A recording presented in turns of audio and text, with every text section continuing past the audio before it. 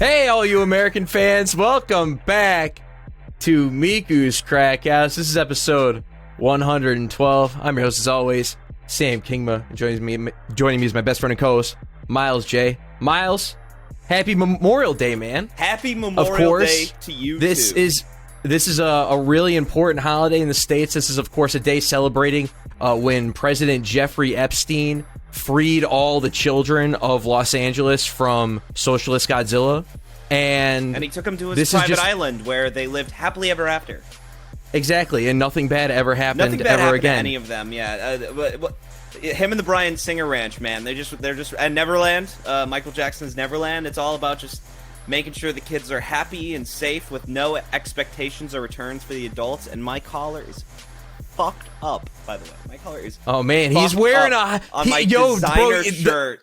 You're wearing some heavy shit today, man. See, it's hot. It's like 82 degrees outside here in Illinois. And I'm like, I gotta wear the tank top. I gotta get the tank top on. It's I'll be too hot.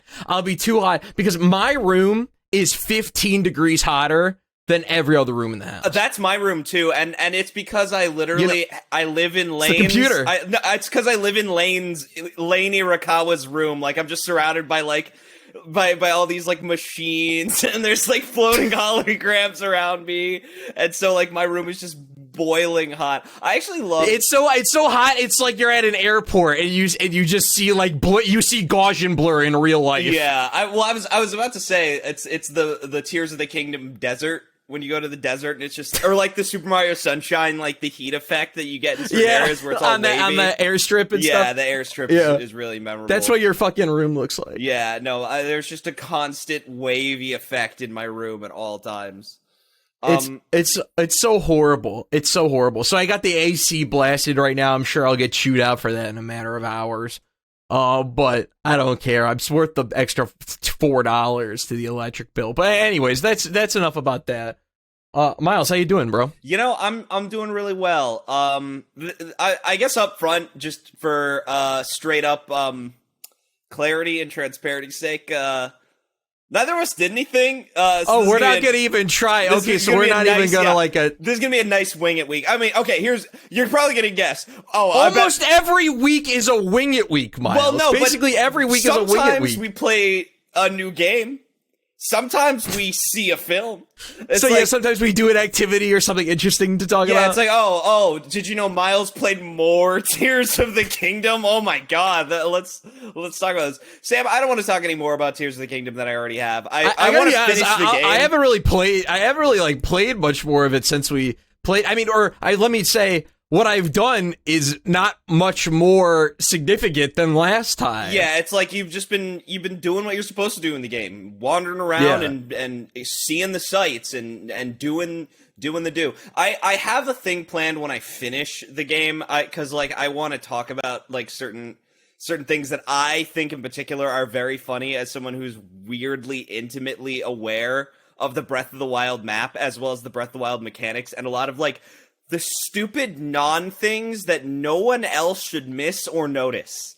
But I'm not able to yet. I want to have a comprehensive opinion about it. So what I want to talk about instead, Sam, is the Chinese. I want to talk about the Chinese. Fuck yeah, okay. Okay, so Sam, I was clued in late to the fact that there is a designer Nintendo Pro controller based on Tears of the Kingdom. It's got the Zonai swirls that sort of Zen Garden swirl. Oh no, you bought a third-party controller? And I couldn't get it because the scalpers got to it. It was $130. And so I said, I saw on a website while looking this up that somebody else was, they had made a really cool themed controller before the release of this controller. And I was like, oh man, this is a gorgeous controller. It's not too expensive.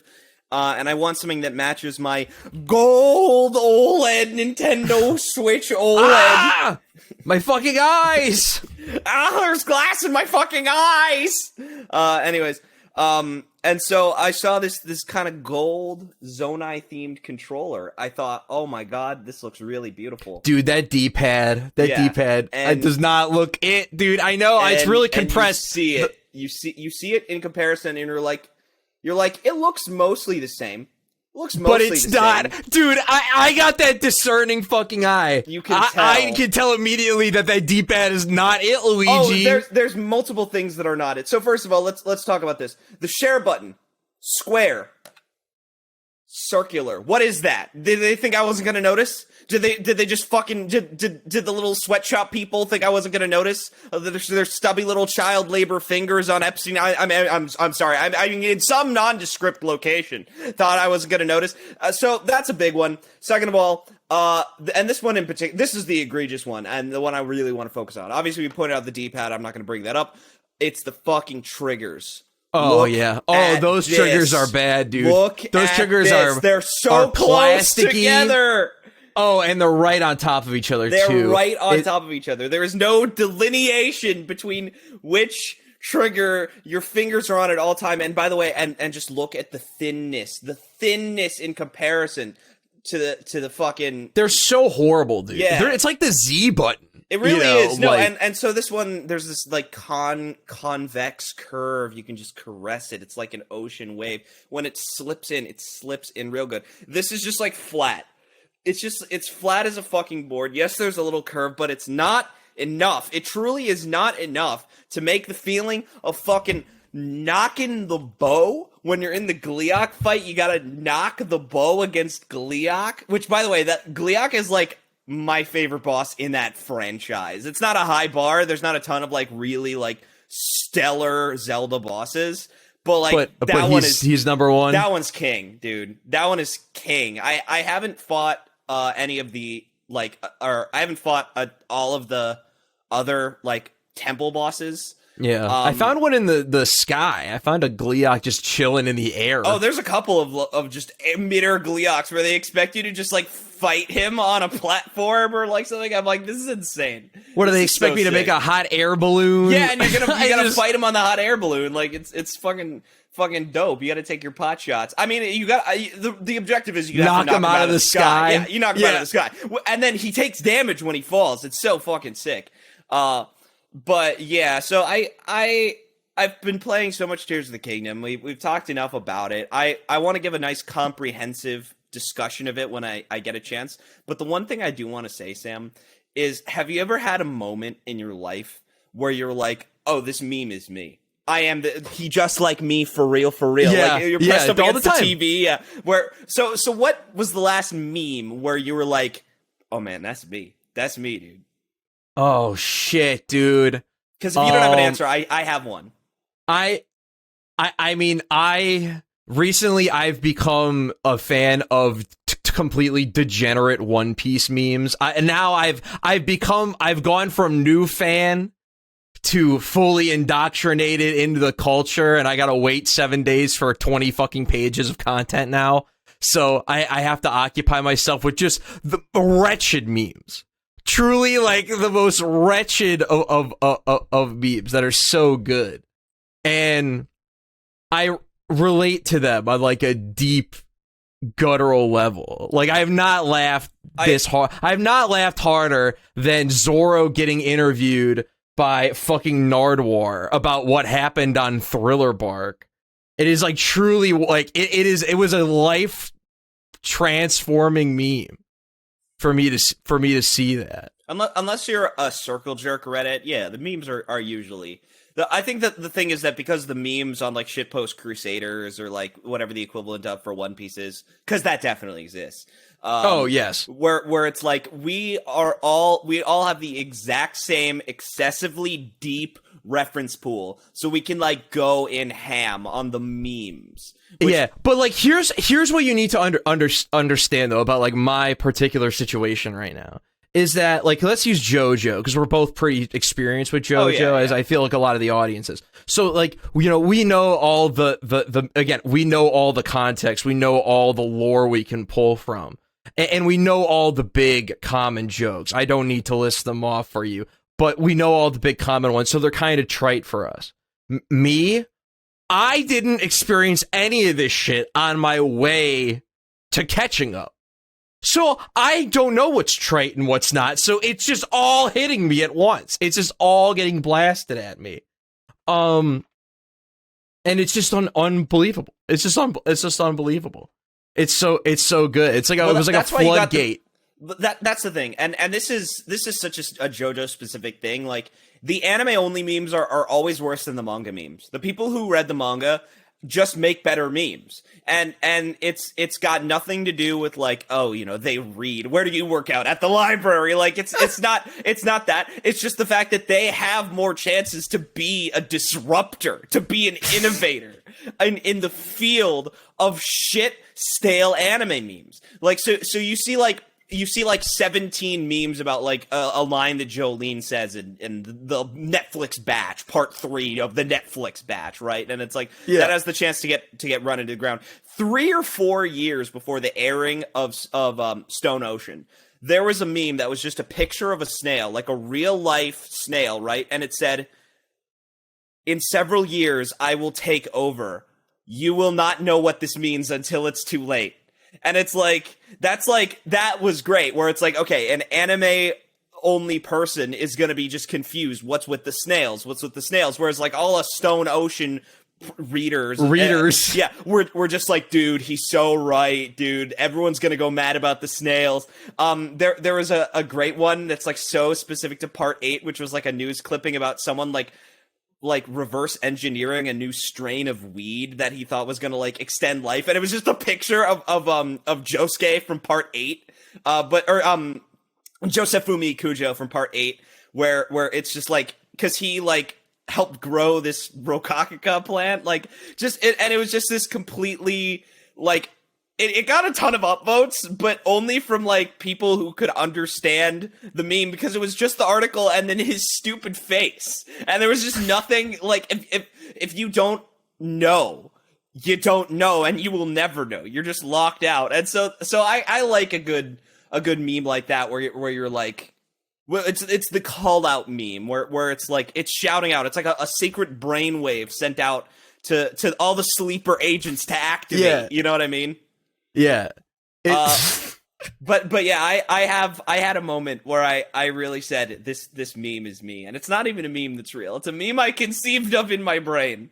But I was like, this is so no wonder true. that question was so hard to fucking answer. Because you didn't, your answer is some just fucking fantasy meme, some fucking fiction meme. Well, no, it's a meme template that I have, like, if I wanted to, I could, because I have 2 Tears of the Kingdoms memes I wanted to make.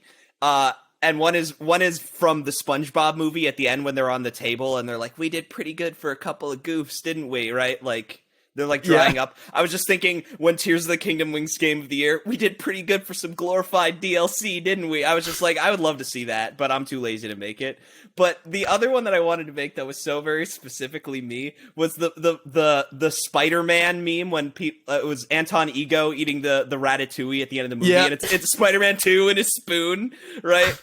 Like, and it's him eating the Spider-Man 2018 game, and it flashback to childhood, it's Spider-Man 2. That's me with, like, it's just Ocarina of Time on my spoon, just like, oh, dude, that's funny as fuck. Because this game is literally just a soft reboot of Ocarina of Time, and it's like, I can't fucking believe it. I just feel so, and dude, if you need proof that I am as much of a simpleton as the people that I mock for, like, being easily pandered to, whatever, like, people who go to see like a Star Wars movie or a Marvel movie, and they like all the little references or the whatever, is like, I can always roll my eyes. Yeah, but you're like, that bitch now. Oh yeah, but I'm that bitch when it comes to the parallels between Ocarina of Time and Tears of the Kingdom, especially the because the game is basically like, they just used the sequel to make the adult era part of Ocarina of Time. That whole chapter of the game is just now an entire game in and of itself, and it's kind of interesting.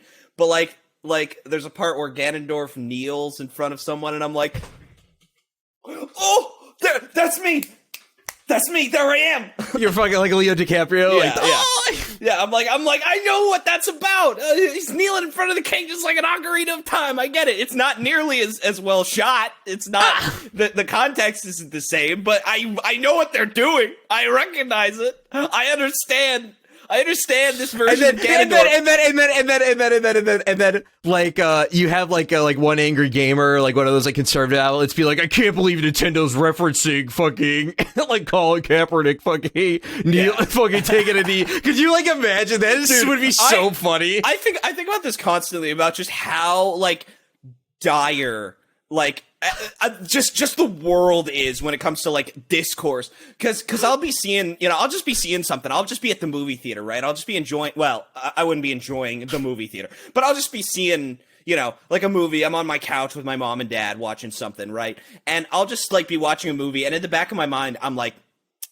there's that Bloomberg article, or not that Bloomberg article. There's that Washington Post article. There's that HuffPo article. Dude, like, I do the same thing. Yeah, it's so fucked. It's so fucked. I'm just ruined because like I've been watching a lot of Ted Lasso, right? And I'm just like, we talk about this all the time. Like how it's very like, you feel it's like overly trying to like make sure everything's on the up and up, guys. And then it gets fucking articles written for it anyway, because that's what the audience who's enjoying Ted Lasso is. It's people who are like, ooh, I don't know about this one. Like there's a fucking joke in the show, and I want to emphasize JOKE, joke, where one of the characters is outed as gay. He comes out as, no, he's not. He's outed partially, but he comes out as well. And it's Ted Lasso, so of course everyone's fine with it. Everyone around him is fine with it. On his team, not like the world, but everyone on the team, all the people that matter are fine with it, right? And Ted talks about how, like, everyone's like, yeah, we don't really care. And Ted has a monologue where he's like, we don't, we could say we don't care, like, but what we really want to emphasize is that we want to be there for you. Like, it's not just about, like, it's not just a don't ask, don't tell situation. We want to let you know, like, we want to know what's going on. We want to be involved in your life. We don't want to make you think that you don't have to open up, and you don't have to hide, so much of yourself just to make sure that we're comfortable. Like, so he's trying to kind of reference that, but he talks about how he had a friend who was a Denver Broncos fan, and like how he's like, yeah, no, we all hated the Broncos, but if I had just, joined him on one Super Bowl one day, he wouldn't have had to, enjoy those games alone. And then the character goes, did you just compare being gay to being a Denver Broncos fan? And he goes, yeah, I did. I realized that's not a great comparison. I'm sorry, but the point is, like, and it's he if got you lost like in the Denver metaphor. Broncos, you are gay. Yeah, well, he got lost in the metaphor where he was trying to say, like, the point is we don't want to push you away just because we don't have the same interests as you, and people are like, was it wrong for Ted Lasso to compare such a mundane, inane thing to being gay? Doesn't that trivialize the struggle? And it's like, when you write the scene and you make the about it, you don't have to write an article about it. The show's already there. Like, you can. I think the one thing that you can always say is like, yeah, just because you acknowledge it doesn't suddenly make it good. But like, the point was he gave him. You are someone who feels that you have to hide, or that you have to, be private about, things that everyone knows just because you don't want to make them uncomfortable. That's not true. We love you and we care about you and we want to know what's going on. It doesn't and the joke is that like the Denver Broncos thing is not 1-to-1. And he's hi, like, guys, Peter really Griffin here to explain the joke. Yeah. Hey guys, Peter Griffin here to explain the joke. where it's just like you don't have to write the article. You don't have to write the article. It's so easy. It's just so easy. But Myles, they do have to write the article. They have to SEO scrape for every last penny. They gotta write the article. I know they have to write the article, but it's like, just go through the episode again. Find something else to pick on. It's just like so. It's just like I'm just like so glad I'm like not indoctrinated. I don't see any of this stuff That's anymore. The thing. No, benefit of being on social media. I don't see it. Not being on social media. But like my family does, and my family has to like make sure, like, because they want to have that I know about it. Yeah, I watched Wakanda Forever, which this got cut from the episode because we had technical problems. But I discussed how. Sorry about that, guys. Yeah, and it was a great segment. By that was a great fucking episode. Yeah. R.I.P. last hour of episode 110. Tears of Joy, yeah, but Yeah, or I've just accepted I fucking love watching Marvel movies. Fucking love watching Pixar movies. I love Star Wars stuff because I am a hater. And We're living in the Twilight Zone right now. We're living in the fucking Twilight Zone. Yeah, where I just accepted, like, I used to think like, oh, they're so bad, I hate them. But like, I always want to know. I always want to know just how shit it is.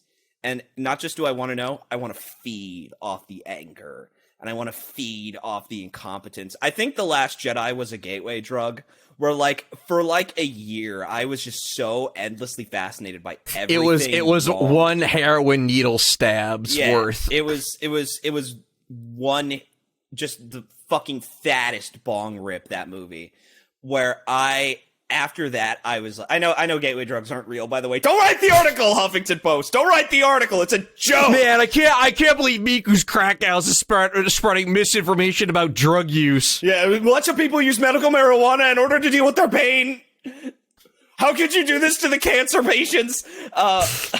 No, it's a fucking joke, guys. But that was the fattest bong rip. Just for a year, I was just like, I could talk about this movie every day. And I would never be done. I could just talk about all the missteps and all the failings and just every. It really is like it really is a cosmic failure of a film, dude. And then the next one, I've only seen the second worse. I cannot believe they made a film worse than The Last Jedi. It's actually an achievement of some kind. I respect that they made a worse film. And did you hear that I just said the second one? Because The Force Awakens doesn't even exist in my mind. It's not enough of a failure for me. It's just too not interesting enough.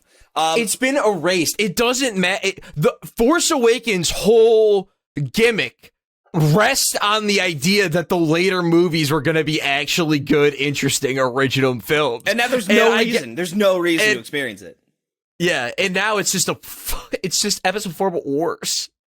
But that's the thing, like it's episode 4 but worse to a trilogy that you don't want to watch in the first place, or you don't want to rewatch in the first place. Like, the thing to understand about what's great about Star Wars, right, is that episode 4, you can watch episode 4 and that's the end for if it has to be. Like, if you're only going to watch one, let's say you have an afternoon to yourself, right? You got to kill some time between writing Huffington Post articles. You gotta kill 2 hours and 30 minutes. Yeah, you gotta kill some time between writing Huffington Post articles about the latest Ted Lasso episode and writing Huffington Post articles about the latest episode of Succession. I don't know what's problematic on that show besides everything.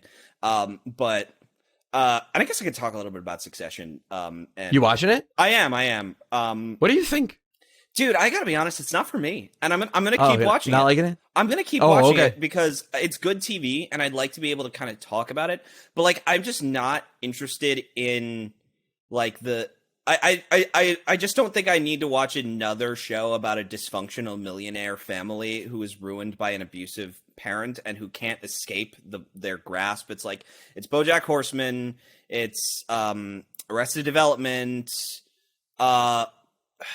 what else? I mean, there's a couple of these about like these kinds of like rich families who kind of ruin people, and I don't know. I understand that it's like politically charged and the acting and performance is great. The characters are very layered, but I'm just kind of like, where's the magical girls? That's kind of where I'm at. Where I'm just like, I totally see the quality here. I'm just not watching anything in a genre or about a topic that I'm interested in. But it is great. Like I feel this way about like when I play, like I'll play certain like classic games that are kind of like for the culture, right? I like, and I'm just like, hey, this isn't my thing, but it's good to know. It's good to know where these games came from. Like, I feel this way a lot about, and I need to play more of these, but a lot of the kind of like early Sims, like, I need to finish Deus Ex. I really like Thief, but I didn't like Thief enough that I wanted to play Thief 2, which is interesting. Those games are awesome, but like, I'm also just kind of like, but if I'm going to play a stealth game, it's going to be Metal Gear. Like, I like the way those play out a little more than the kind of like hide in the shadows and navigate a big 3D level kind of thing that Thief does. Thief is awesome, and I will never knock it for, especially the 3D level design. All amazing and impressive. Unique aesthetic, super, super aesthetic, really great. Stop masturbating your microphone. Stop it.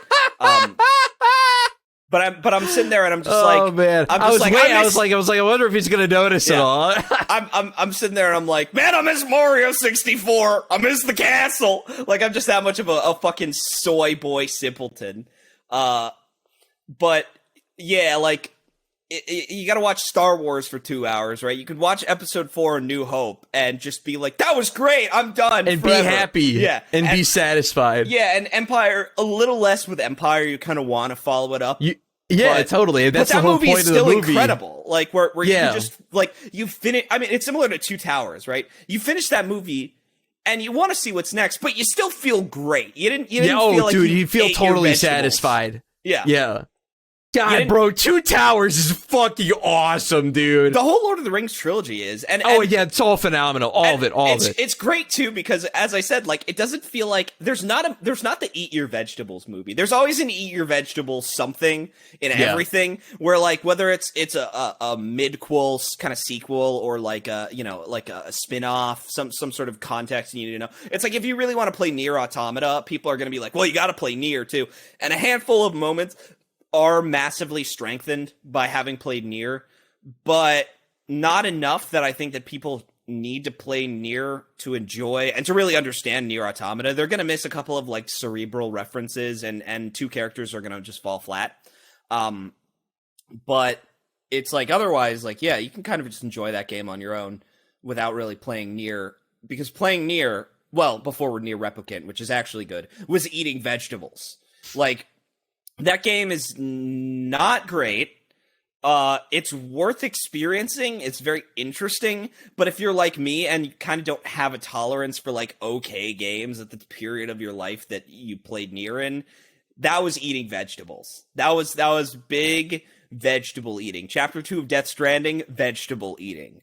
The fucking opening to Phantom Pain where you crawl through the hospital, vegetable eating. It's intro to fucking tutorial of Remnant is definitely there's a lot of good vegetable dude, that's eating. like broth eating, like stock eating. Yeah, I think vegetable eating is unfortunately really common, especially like with tutorials. I would honestly say that the Great Sky Island is vegetable eating. Yeah, that's vegetable eating. That is some vegetable eating. Because it's just not as good as the Great Plateau, and it's not as, like, seamless, and there's not as much to do and discover. There, like, it's just not as good. But then I feel like on repeat playthroughs, Sky Island would take a similar amount of time. Where, it like, would take the exact same amount of time. It's actually shorter, I'm convinced.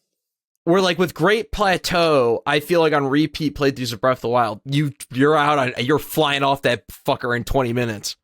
It definitely depends, like, because that's the thing for people like us who have already played. I think Great Sky Island, like, has that same degree of, like, familiarity as the Great Plateau, where it's like you kind of learn what is and isn't really worth doing to get off of there. But there is longer, like, preambles between shrines, which is kind of interesting. Exactly. So that's definitely gotta fucking walk for fucking 10 minutes at the start of the game. That's some fucking vegetable eating. That's vegetable eating. I hate that shit in games, by the way. Yeah. Well, you know what's nice about that is that the game doesn't care. I tested a rumor and I reset and I just ran. With my infinite energy, I just ran forward and it was over. You don't have to follow Zelda. She'll fucking pick up the slack. You just run through that and it's fine. They're not going to stop you. And so that's really nice. At the very least. That's good. Yeah, like, you can get through that in, like, a minute. It's kind of roughly the same length as, like, waking up, getting the Sheikah Slate, and you gotta watch the cutscene, and you gotta get your clothes, and you gotta open the door, and you gotta watch the precipice cutscene. It's kind of similar length, but it is a little longer. And there is that worse kind of, like, you can't just sit back and enjoy this opening cutscene. You actually do have to input the game, but low input the game. Again, hospital scene.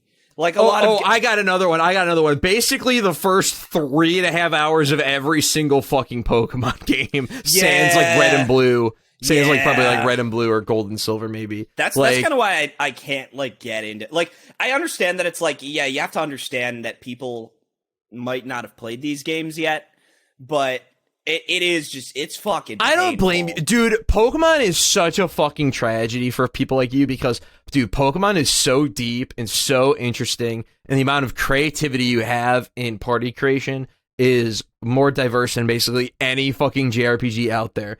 But the battles you are put into in the mainline single-player games ask so little of you and ask you to put the mechanics to so little of a test that it's for someone like you who understands RPGs and did not grow up with Pokemon and have a base interest in it. There's nothing for you really until the end of the game, by the way, and then they put in a couple fights and that by are the way, kind of hard. Everyone always talks about the end of the game like, yeah, it was worth it. It was worth the last 45 hours. I'm sorry. 6 fights, the Elite Four and Champion fight does not equate or fix or justify the last 15 hours of easy-ass gameplay. Because when it's easy and you don't have to try, it's boring and not fun to play. But everyone's gonna be like, yeah, no, the Elite Four was really hard this time. That's all I remember. It's there's a great quote by Jay Bauman of Red Letter Media where he's talking about like the jump scare at the end of a horror movie where people go, oh, I was scared at the end. What a great movie. All I remember is the very end. Where sometimes like a lot of movies will hit you with that, dude. They will hit you with that. Just to get you some zhuzh at the very end of the film. Like Pokemon is like that, where people are like, yeah, the Elite Four was really hard this time, man. Talk about Cynthia and her Garchomp. It's just like, I know, it's justification for the entire game. It's like, no, it's just one part of it. Like, it's good. It's a good part of it, but just like it's not the whole experience. That's why, like, I have to recommend, like, you just play, like, well-regarded, well-tuned fucking ROM hacks of Pokemon nowadays. And they're full of, like, that's the thing, like, there's a whole community. I have a friend who, like, they are really big into the Fakemon creating, and so some of their like designs have made it into these ROM hacks. Like, you just have like, it's all like crowdsourced people who just love Pokemon making their own Pokemon. See, there's definitely there's like multiple layers to like the Pokemon ROM shit, because there's the level I like, which is we don't fuck with the mechanics really, or we don't fuck with the mechanics of the move pools, but we add in all the Pokemon of the generation available to you throughout the game, and it's just way fucking harder. Like, I think a great Pokemon ROM hack, if you want to experience like classic old school Pokemon, is Pokemon Crystal Clear, because it's like, it sets the game in like an open world. You can, once you get Fly, you can go to any location you want to immediately, and each route and gym is tuned from a like level of like 1 to 16, and each set has different moves and different leveled Pokemon that scale with you as you like complete gyms and like level up and move throughout the world. And it has all the Pokemon available to you, and you don't have to like do any shenanigans where you have to boot up a second emulator to like do in-game trading or any of that. Like, it's all, you just fucking can play on the cart, and the difficulty's just perfectly fucking tuned. So you just get to actually play Pokemon and enjoy it at like kind of a high level, but you don't have to do competitive. Because I love competitive and I love playing Pokemon Showdown and stuff, but that's not really like experiencing the single player content of the game. I want to experience the Pokemon RPG aspect, the single player campaign. You want to grow your team and you want to conquer the gym. I want it to be hard as fuck team. though. Yeah.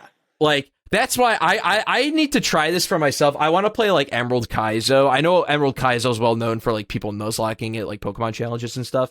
And obviously, really interesting to see those runs done. But I think playing Emerald Kaizo normally or casually would be just super fucking fun for me, where I can just grind up whatever fucking Pokemon I want and just take my time and like really try the gym leaders who all have 6 fucking Pokemon.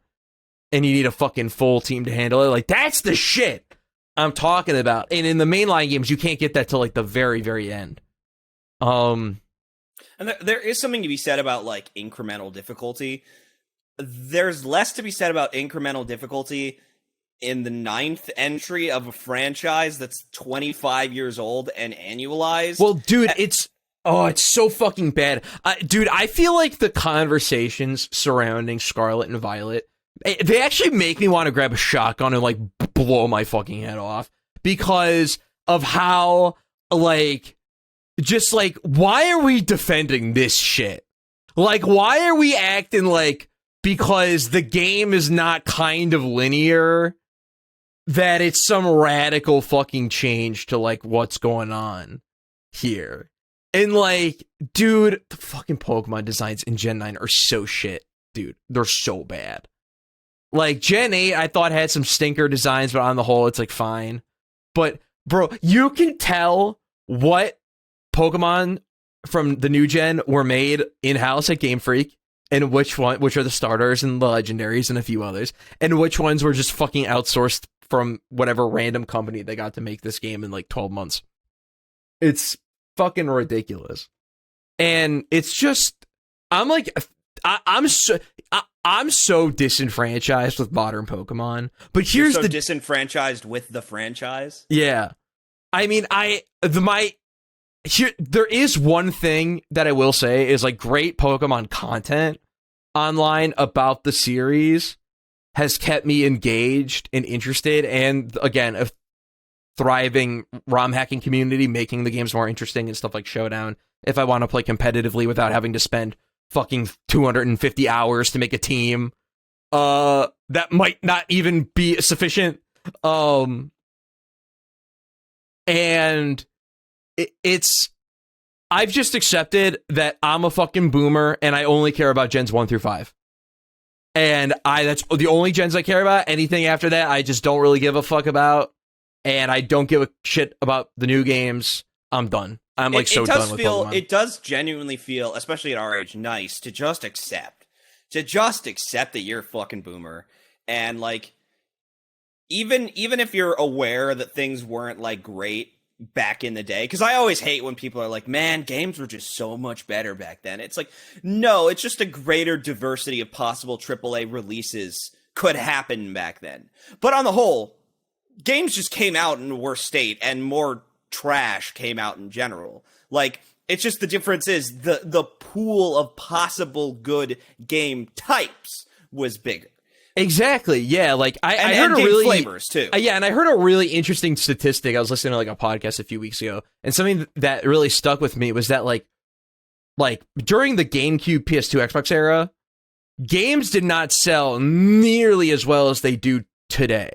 However, the amount of games that were selling more than 1 million copies was way higher back during the GameCube, PS2, Xbox, Dreamcast days than it is today. Way less games sell 1 million copies. Yeah. So the games that are making a lot of money are making way more money, but there's just way fewer of those games making a lot of money. And there's way fewer of those games that can exist because now 1 million copies is not. I saw an article that said Sakuna of Rice and Ruins creator said, yeah, we only need 30,000 copies to break even, basically. And it sold 800,000. Like, that's a chunk of change for exactly. that company. And that game, and you know why? Like, that game was made fucking intelligently with a realistic fucking budget. Like, nowadays, like, dude, do you remember the game Callisto Protocol from, like, last year? The fact that you have to be like, do you remember Callisto Protocol? Because I remember it specifically because I want to have this conversation. And Callisto Protocol is a great card up your sleeve. Do you know how much Callisto Protocol cost to make? I'm going to guess it cost $88 million. It costed $115 million. And I'm double checking this right now. It was definitely over 100 million, 110 million. I can guarantee you that. Because it's about 161 billion according to Wikipedia, which is even scarier. But it's definitely not true. Okay, Game World Observer and DualShockers are all reporting 160 million. 160 million, that makes sense. When you said 121 billion, I was like, no. I'm sorry. I did not. I did not mean to say billion. I guess I flubbed my words. Yeah, I was about to say there's no way 121 billion dollars went into this game. There's not even that much money in the world. No. That was a joke, Huffington Post. $160 million. But like, but thinking, and again, I'm not judging, by the way. This is not a judgment call on about all games that are like this. But think about what Callisto Protocol is. Callisto Protocol is like an 8-hour linear game. Campaign that like has elements of it. I remember people complaining about the fire effects looking very like not good, like, and just weird shit like that. So it's like it like the game had some like rushed elements, and the game was buggy, and like it got middling reviews at launch or whatever. Like, for all intents and purposes, kind of like a half-baked release, even anyways, when everything was all said and done. And that cost $150 million. This is why, like, whenever people bring up, like, budgets or, like, squandering budgets or whatever, I'm just like, no. You don't know where the money went or even how much it costs, because we don't do that in games. We don't report that. So, unfortunately. Yeah. So like, people always bring up, like, well, yeah, Konami fired Kojima because the game cost $80 million and he was squandering the budget and he wanted more money. And it's like, for a game of that scale, quality, size, and especially with that much R&D into the Fox engine, $80 million is actually not that bad. Like, for that generation, for that level of quality, for that level of content, and that level of, like, AI, graphical output, engine development, even that level of star power with Kiefer Sutherland, $80 million, not that bad. I mean, dude, every fucking Sony AAA game nowadays costs at least, like, $150 to $200 million. So, yeah, $80 million for fucking Phantom Pain? Not too bad. I have a theory about why Phantom Pain was considered, like, over budget. I think that it was just also inflation is crazy, by the way, from 2015 for the record, we should say. So like that game was probably like today's equivalent of like probably like an $150 million game. But my thought on the matter is that's a case of like a misalignment of expectation, because Hideo Kojima is on record as saying that he wanted to make a competitor to GTA, a game that, like, a Japanese product that could compete with GTA. And oh, he's going to grab the vape, isn't he? No, he's going to grab the drink. I had to get my water. I had to take a bet. Anyway, I had to get my water. Where that game, Rockstar games cost like $200 million plus. I think it was a case of like Hideo Kojima was like, here's the game.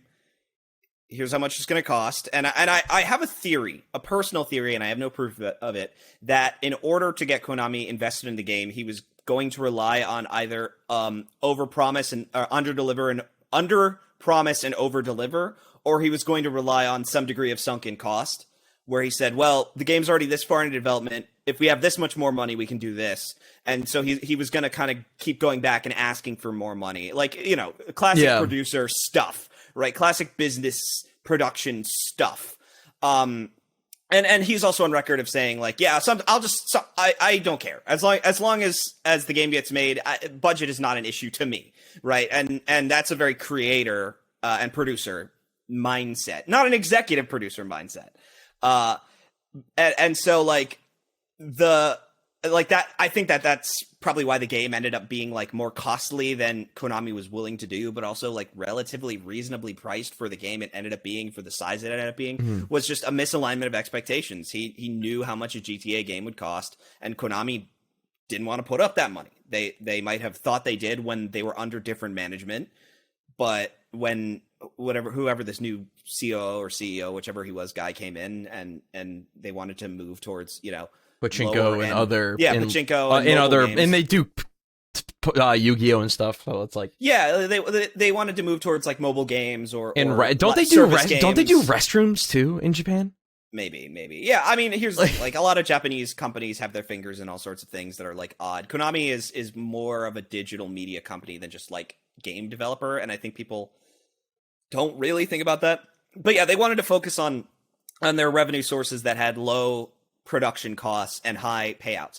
And so, like, I think it was just a case of they weren't interested in making a GTA budgeted game, even though they greenlit one. Yeah. Because they maybe didn't fully understand, like, what that meant and how much that would cost in comparison to the model that they cared about. Exactly. And so, like whenever people talk about that game in particular as, like, this, like, big budget, like, mishandled, over-bloated thing, I'm like, I disagree.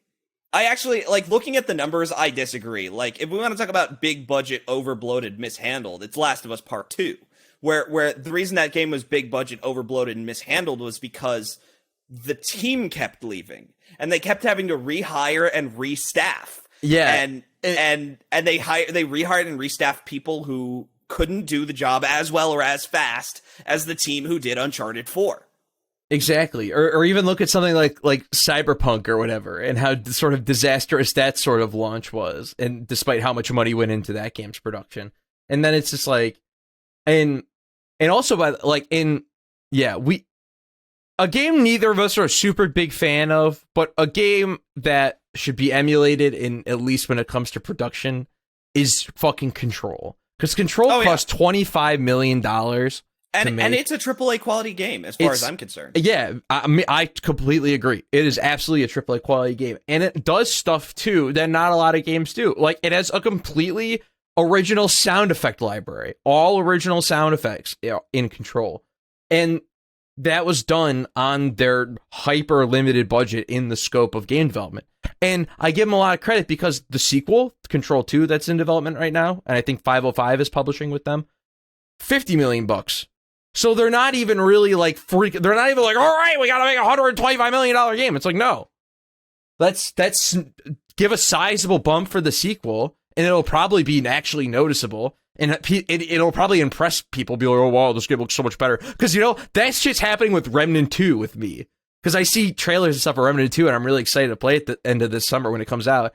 And I'm like, oh, wow, this game looks, oh, wow, what a next-gen leap, oh my god. And it's like, yeah, because, like, the first game was, like, reasonably budgeted. Which, by the way, crazy thing about Remnant I learned the other day, did you know the game Hunt Showdown, right? The multiplayer game from Crytek?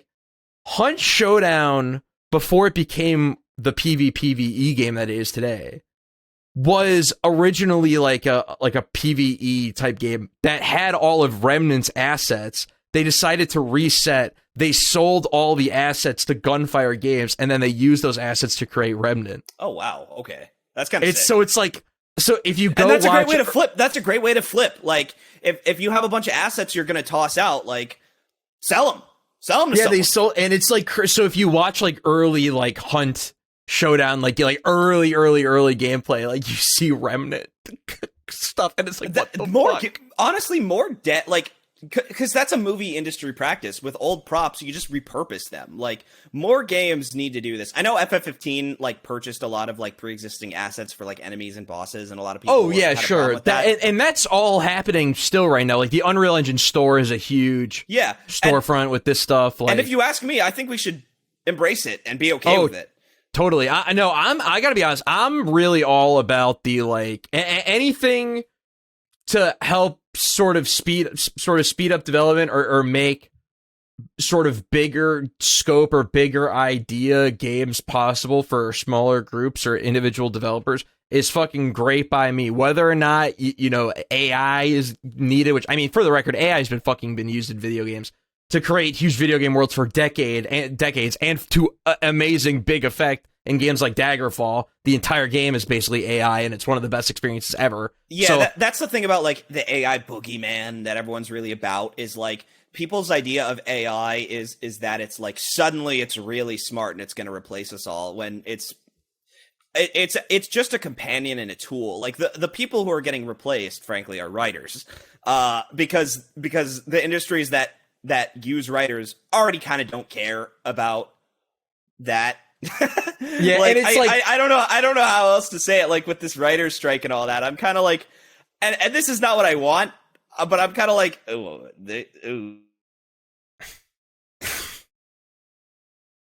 this one to the AIs, dude?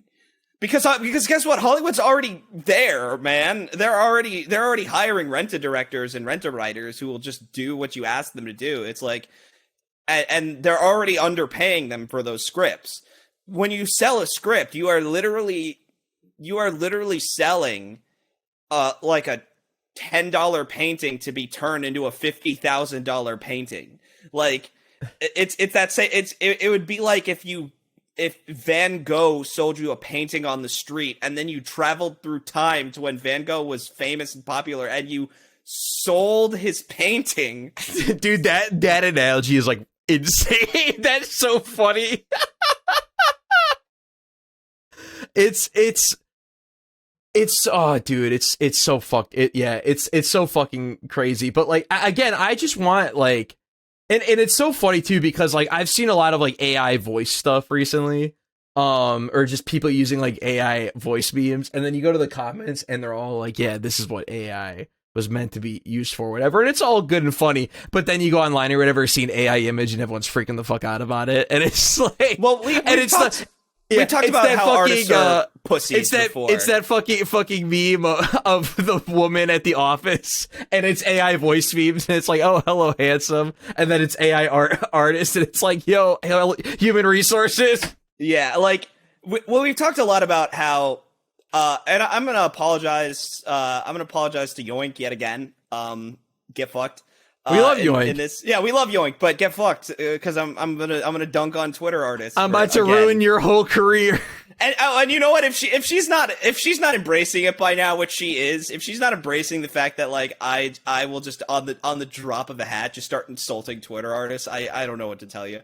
But yeah, it's like with Twitter artists in particular who are like freaking out about AI, it is really funny because there's just no critical analysis of like how safe some of them are. Like I've said it before, Pixiv artists are the one in danger. The people who do beautifully rendered Japanese paintings of like anime characters or original characters in that style, they're in danger from AI. But like people who have like a really distinct art style, you know, like a really fun, like distinct, like a Jonan Vasquez or a Vivian M who does Hell of a Boss.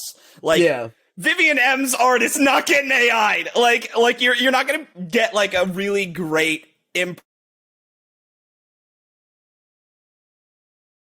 enough to then sell it. Like you might be able to make fan art of it, right? But no one is replacing Vivian M's drawings enough that Vivian M should be scared for her career. And what's funny too, and like let me just give it like a light example, something that I've seen recently in like aspects of AI art. So obviously, being that Oshinoko has been such a popular anime recently, there's been a lot like an upsurge of like an AI Oshino art, and of course AI art to follow. There's Kizuna AI art. There's AI art. There's IA art. There's IA art. The fucking Vocaloid. It's just lots of stuff. But the thing with I Hoshino that's different from most anime characters is that her eyes are very distinct, and she has like a very distinctive like there's the six-way sparkle in her star eyes, in her eye, yeah. And it's interesting to see how AI is like not really fully able to quite replicate it, or they kind of get it, but it's like fucked up and wrong. And it's like, wow, just that like little difference made it's all you need. It's all you need this to trip like up the a AI. unique, yeah, made it like a unique character that's like not really being easily replicated by the AI. Will it be able to do it eventually? Yeah, sure, but like, oh yeah, no, it's like just a short, small, single and that's example. How you stay ahead of the singularity, just a little bit. You just I mean, Justin Roiland, his like art style. I'm not endorsing Justin Roiland Huffington Post. I'm not doing it. I'm just referencing his drawings. Huffington Post. Don't write the article. Get your hands off the keyboard. Yeah, like he does the little like squiggly little eyes, right? Like their pupils have like they're not circles, like they're like splotchy. They're like little splotches. They're ink blots. And like even that, just that little something, like it does give you something that an AI would have trouble replicating. Yeah. Meanwhile, you go to character AI, you fucking feed it a Wikipedia page, it perfectly emulates fucking Jon Snow, so you can RP Jon Snow railing you. Like, you just feed it an entire Fire and Ice book, or Ice and Fire book, and Jon Snow's on top of you. He's fucking mounting you. He's taking your virginity. Like that. Like writers are fucked because that words are really, really easy for AI to comprehend. That's really easy to do. And no one's talking about it because no one cares about writers. People only care about fucking drawings on Twitter, which are all terrible memes anyways.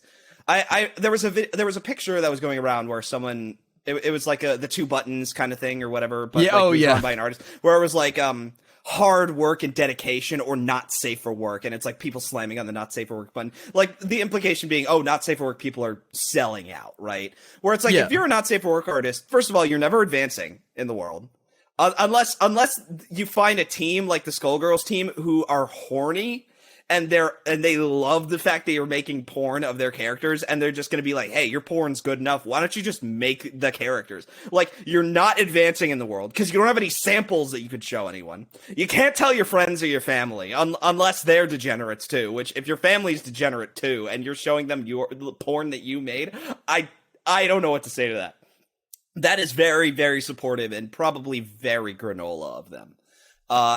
And like, it's a case of like, the moment that you try and strike out and you try and do something safe for work, no one cares. No one cares. So it's its own beast. It's its own can of worms. Yeah, I mean, here's the deal.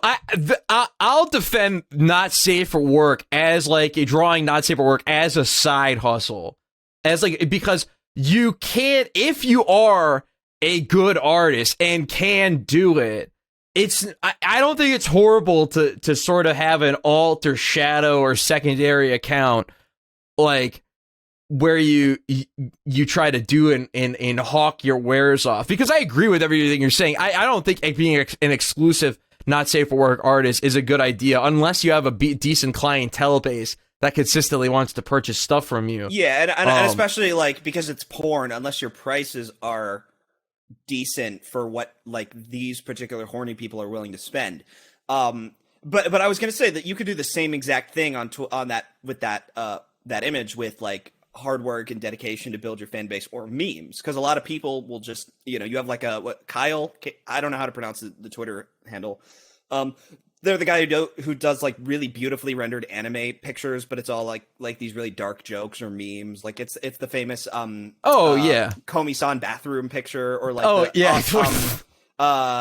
Kana and the dog. Like there's a lot of these very famous. I know this artist. Yeah, a lot, and clearly technically talented artists. But what's kind of kept them ahead and allowed them to kind of build a platform is also their kind of dark sense of humor, like that appeals to these sorts of like edgier anime fans who are there's like something it's like there's elements and there's added value beyond the photo itself. There's like actual value at staring at it and like it's telling a story. And trying to find the joke or the fucked up thing or whatever, because that's what it is. Yeah, there's one which is Anya wearing Crocs in front of an escalator, and it's like there's a piece of C4 on the ceiling. Yeah, like that's a really like deep cut, because like, you're not supposed to wear Crocs on the elevator. Like, that was a whole thing where, like, I guess Crocs could get caught in an elevator more easily than other shoes.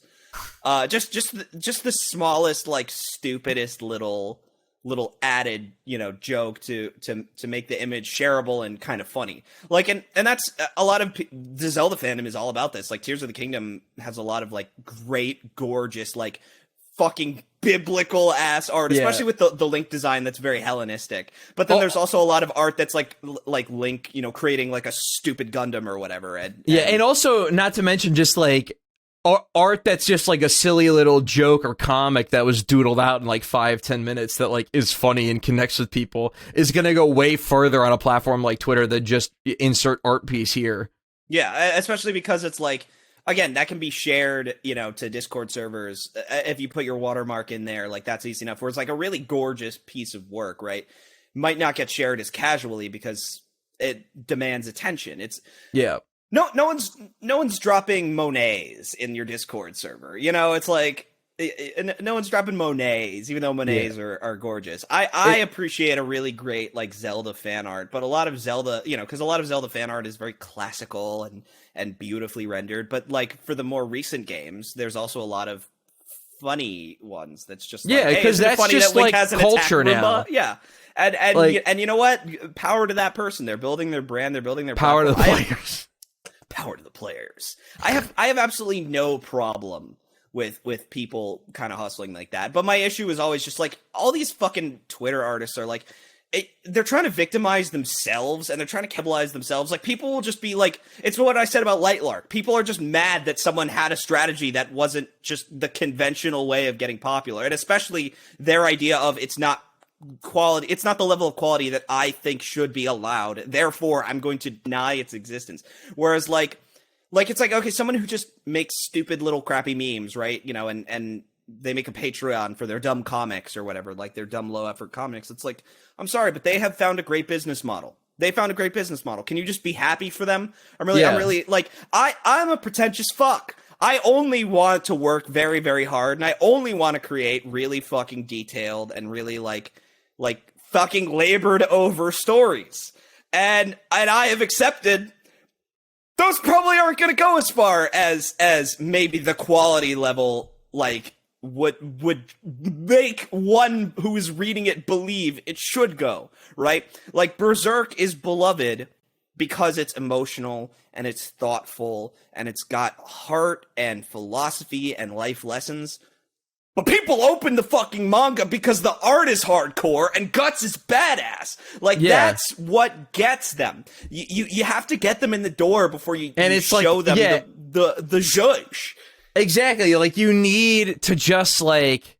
I've been really fascinated by this recently, especially as I've been reading a lot of manga. Just, like, reading different types of stories that, like, try to do their own thing or try to have, like, have a unique element to them or be different or be out there, but at the same time still have the core tenets of, like, what makes, like, I guess in this instance, like, shonen manga. So like, I guess, like, Tokyo Ghoul being a story that, like, probably would not survive in the magazine today with how slow its, like, 40, 50 chapters opening is. But it soon introduces, like, it has these elements of, like, you know, it has shonen superpowers with, like, the Kagune and the Kinkeis and stuff like that. And how it introduces these battle elements and a shonen power system, basically, in a story that's a lot more serious and, like, thoughtful and thought-provoking than, like, your traditional, like, let's just fight a bunch of people. I have a lot of trouble communicating with, because I'm working with an artist right now on something. They're brilliant, but the reference pool isn't my reference pool. I'm not going to say it's, like, limited or worse or whatever. That's just completely inaccurate, but that they just draw from different things, pun intended, I suppose. And so, like, trying to explain that, like, the story is not going to have a power system is really difficult, like, to get across, because they're just not Maho Shoujo pilled. Or they're not, like, seinen pilled, where you can have a story that's like, okay, everyone's mundane, and like a story like Vagabond, right? Or again, a Berserk, where it's like Guts. There's no power system in Berserk. Guts is just strong because he fought that hard and he got there.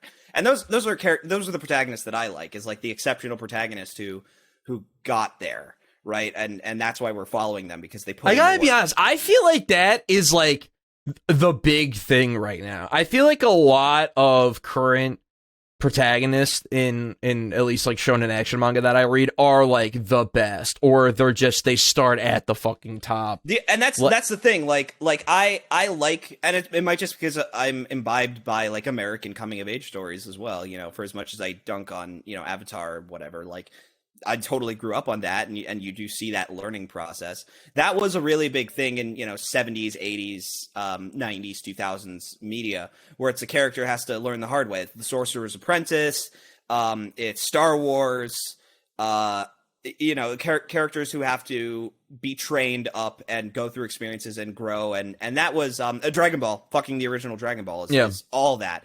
And now you kind of have these characters. I think it's been proliferated by a certain degree of, like, postmodernism, where, like, people are so used to seeing stories that begin with the character being, like, you know, at the bottom and they have to grow, like, that it's kind of amusing to see, like, all right, well, what's it look like when a character takes on the world, right? And because my preferred balance is Berserk, where it's like, Guts is the strongest human. He is the equivalent of Krillin, but he's fighting the equivalent of Super Saiyans in that story. But unlike Dragon Ball, there's no Goku, right? And so it's like Krillin actually has to make do, and he has to be smarter and stronger, and especially more his greatest strength is he's self-destructive.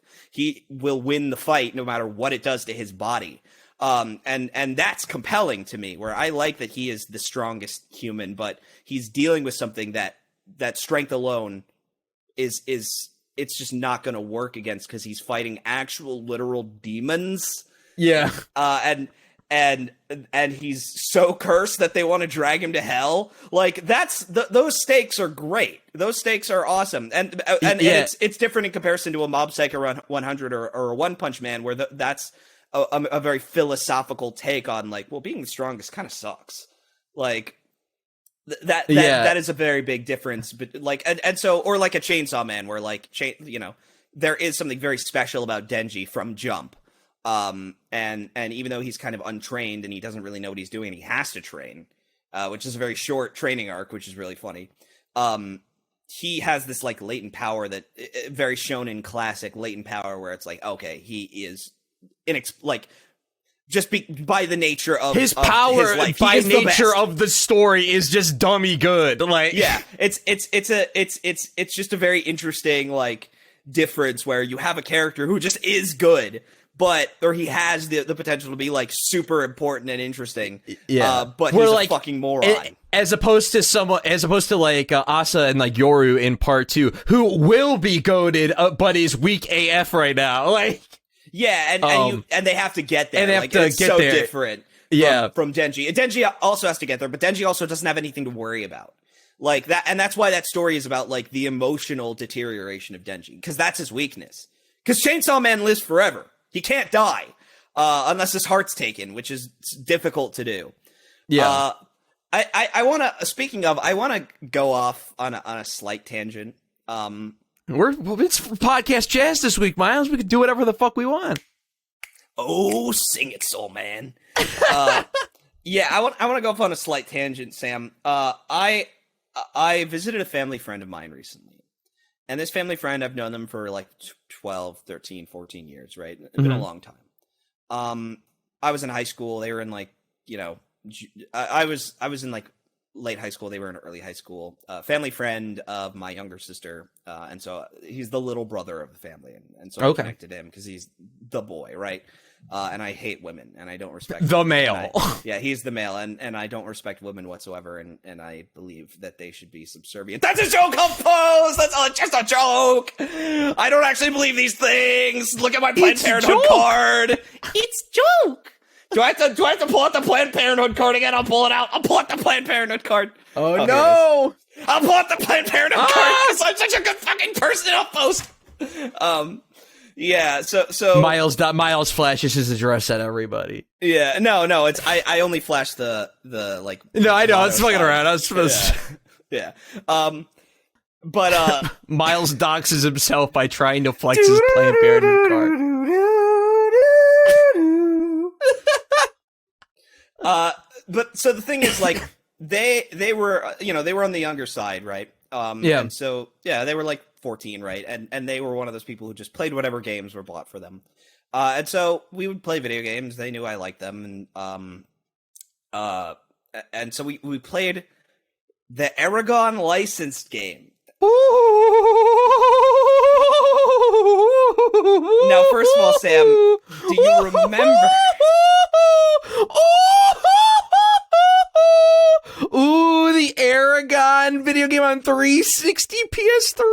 Yeah, baby. Where you fly around on the little blue dragon guy? So let's talk a little bit about this game, Sam, because wasn't Aragon written by like a 13-year-old or something? Maybe. I mean, I met the guy. He was doing a book talk. You met the guy who wrote Aragon? When I lived in the Midwest, actually, he was doing a book tour of the Midwest, and okay, so I guess a local Barnes and Noble, and he was like, did he look much older than you, or? Oh, he was a lot older than me. Yeah, I think he was like, he was probably writing his fourth book, the third book in the series or whatever. Because it's Aragon, Elden, I don't remember, and Brissinger are the three books. And I remember them very vividly because they were kind of popular at the time. And they were huge YA hits for our school and stuff. Oh, yeah, no, and our school pushed them a lot. And so he was doing a book tour, and he was talking to us, like, pre-Brissinger release. So, I mean, maybe he was, like, 21, 22, right? But, like... Oh, okay, yeah, it's still pretty young. Yeah, no, I mean, it's still very... It's not Lightlark young, but Aragon, from what I recall, is just better than Lightlark. A book I haven't read, but that I support its existence because someone has to, even though it's bad. Because it's not deserving of this level of hate. It's not deserving of the level of hate from like jealous people. Anyways, I want to talk about the Aragon video game. I want to talk about the Aragon video game. So first of all, I have a couple of discoveries to mention about the Aragon video game. First of all, I'm pretty sure the Aragon video game was a PS2 GameCube title that they moved to Xbox 360. Oh, okay. Cross-gen game. Well, no. I think they just straight up moved it to Xbox 360 and PS3, and they didn't release it for 5th generation consoles, even though it was developed for the 5th generation. And my reasoning, are you looking this up? I want to get a little tertiary background information on this game. I mean, you can keep talking. I want to hear all about it. So the reason I bring this up is because it came out, by the way, Microsoft Windows, PlayStation Portable, PlayStation 2, Xbox 360, Game Boy Advance, Xbox DS. Wow, okay. Yeah, so which, by the way, all 1, 2, 3, 4, probably 4 or 5 different versions of this game exist. Yeah, that would make across sense. all those consoles. That would make a lot of sense. But you played the Xbox 360 version, and this is a classic movie tie-in beat-em-up game. I'm talking Shrek 2. I own Shrek 2. Dude, Shrek 2 was the first game I ever bought with my own money. I spent $50 in like 2002 on Shrek 2. And I think about that all the time. It would have been 2004, by the way. That's 2004. Yeah. And then it told you to go outside when you finished the game. Bro, dude, I couldn't beat the mission. So do you remember the second level where you're on donkey, you're on dragon as donkey, and you gotta like do some fucking Star Fox maneuvering for like 3 minutes? I couldn't beat that. I only remember a lot of the like top-down beat-em-up levels, like that sort of Gauntlet-esque, like. Oh yeah, that start shit was fun as fuck. Oh yeah. But I couldn't beat the second fucking level. Like, and that was, by the way, that was like the default for like tie-in games or like cheap games. Nicktoons All-Star Unite was like this as well. Yeah. Where do you remember the Teen Titans video game? That shit kind of slapped. Oh yeah, no, and a lot of these games weren't bad. Like the big thing to understand is that, I love Nicktoons Unite. By the way, that's a good game. Well, yeah. I mean, it's not good for what it is, but it's like fun. Yeah, it's good for what it is. It's a nice fun time and it's charming. But again, that's another like Gauntlet style top down beat 'em up ring around your character game. I think that's the best way to describe it, is the ring around your character game where it's colored and you know who you are. Yeah, like Marvel Ultimate Alliance and shit like that. Yeah, this clusterfuck screen of as many characters as possible, so you don't get lost in the poor perspective, the poor top down perspective of the game. And it had like a needless combo, like a weirdly involved combo system that included like command grabs and downed state finishers and like pushes and stuns. It was like no one's gonna interact with these elements, guys. Like what Stormfront games, no one's gonna interact with these elements. But they had them anyways because that's quality, baby. You need the quality, baby. Hell yeah. And so we had spent the last fucking 11, 12, 13, 14 years just slowly getting through this game, and like there's like 18 levels. Not a lot. But you know, we'd only get like an hour to play the game every time we met, right? And so why was this like, we gotta go back to Aragon? Like we gotta go back. So he took out Aragon and he was like, this game's actually pretty good. And immediately, because I was me and I was fucking 15 or 16 or whatever, and you know, I'd already been Let's Playing at that point. I'd been on my classic games kick, been playing the classics, got into Super Metroid at that age, got into Mario World at that age. Like I knew my shit. Right, I knew my shit. You knew Aragon wasn't gonna live up to Mario World. That shit was gonna be okay at best. But I was like, you know what? Fine. We turn it on, we play it. You know, classic Gen 2 or PS2, Jesus Christ. Gen 6 kind of beat 'em up game. Right? I knew exactly what I was getting into. It was okay. It was tolerable. It wasn't fucking miserable. I was having an okay time because it was me and a friend playing a game. That's always a good time. Yeah. And just every fucking time we'd met, year after year, we would pull out the game and we'd make fun of it slightly more because we were more cynical than the last time we played it, and we play better games since the last time we played it, more and more and more, until finally we did in fact finish the fucking game recently. Oh, well, congratulations. So how does it end? Like, what's the big finale of Aragon like? What's level 18 like? There's no credits, first of all. The game just stops and it throws you back into the level select The title screen with no music? Like, no, it throws you back to the level select screen. Where it's like, hey, you want to run it back? You want to run it back? I guess maybe if I found all the secret eggs throughout the level, maybe it would end. Maybe the game would end. True ending. Get the secret final boss of Aragon. I was about to say it was like a Contra 3 ending where they're like, I was expecting a Contra 3 ending where it's like true Dragon Riders play on hard, you know? It's like it's like Rayman 1. It's like you got to get all the secret dragon eggs if you want to actually like finish the game for real. Yeah, if you want, but there is a final boss, and it is the final boss, so to speak, of the film, the climax of the film. But there's a couple final of boss of the book. You mean? No, of the film, because this is based on the movie.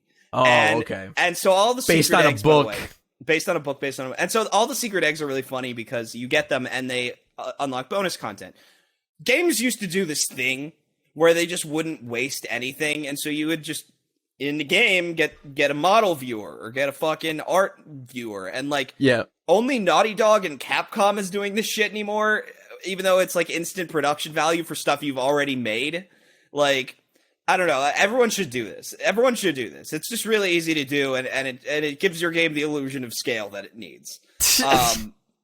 It's just so easy to have a model viewer, you guys.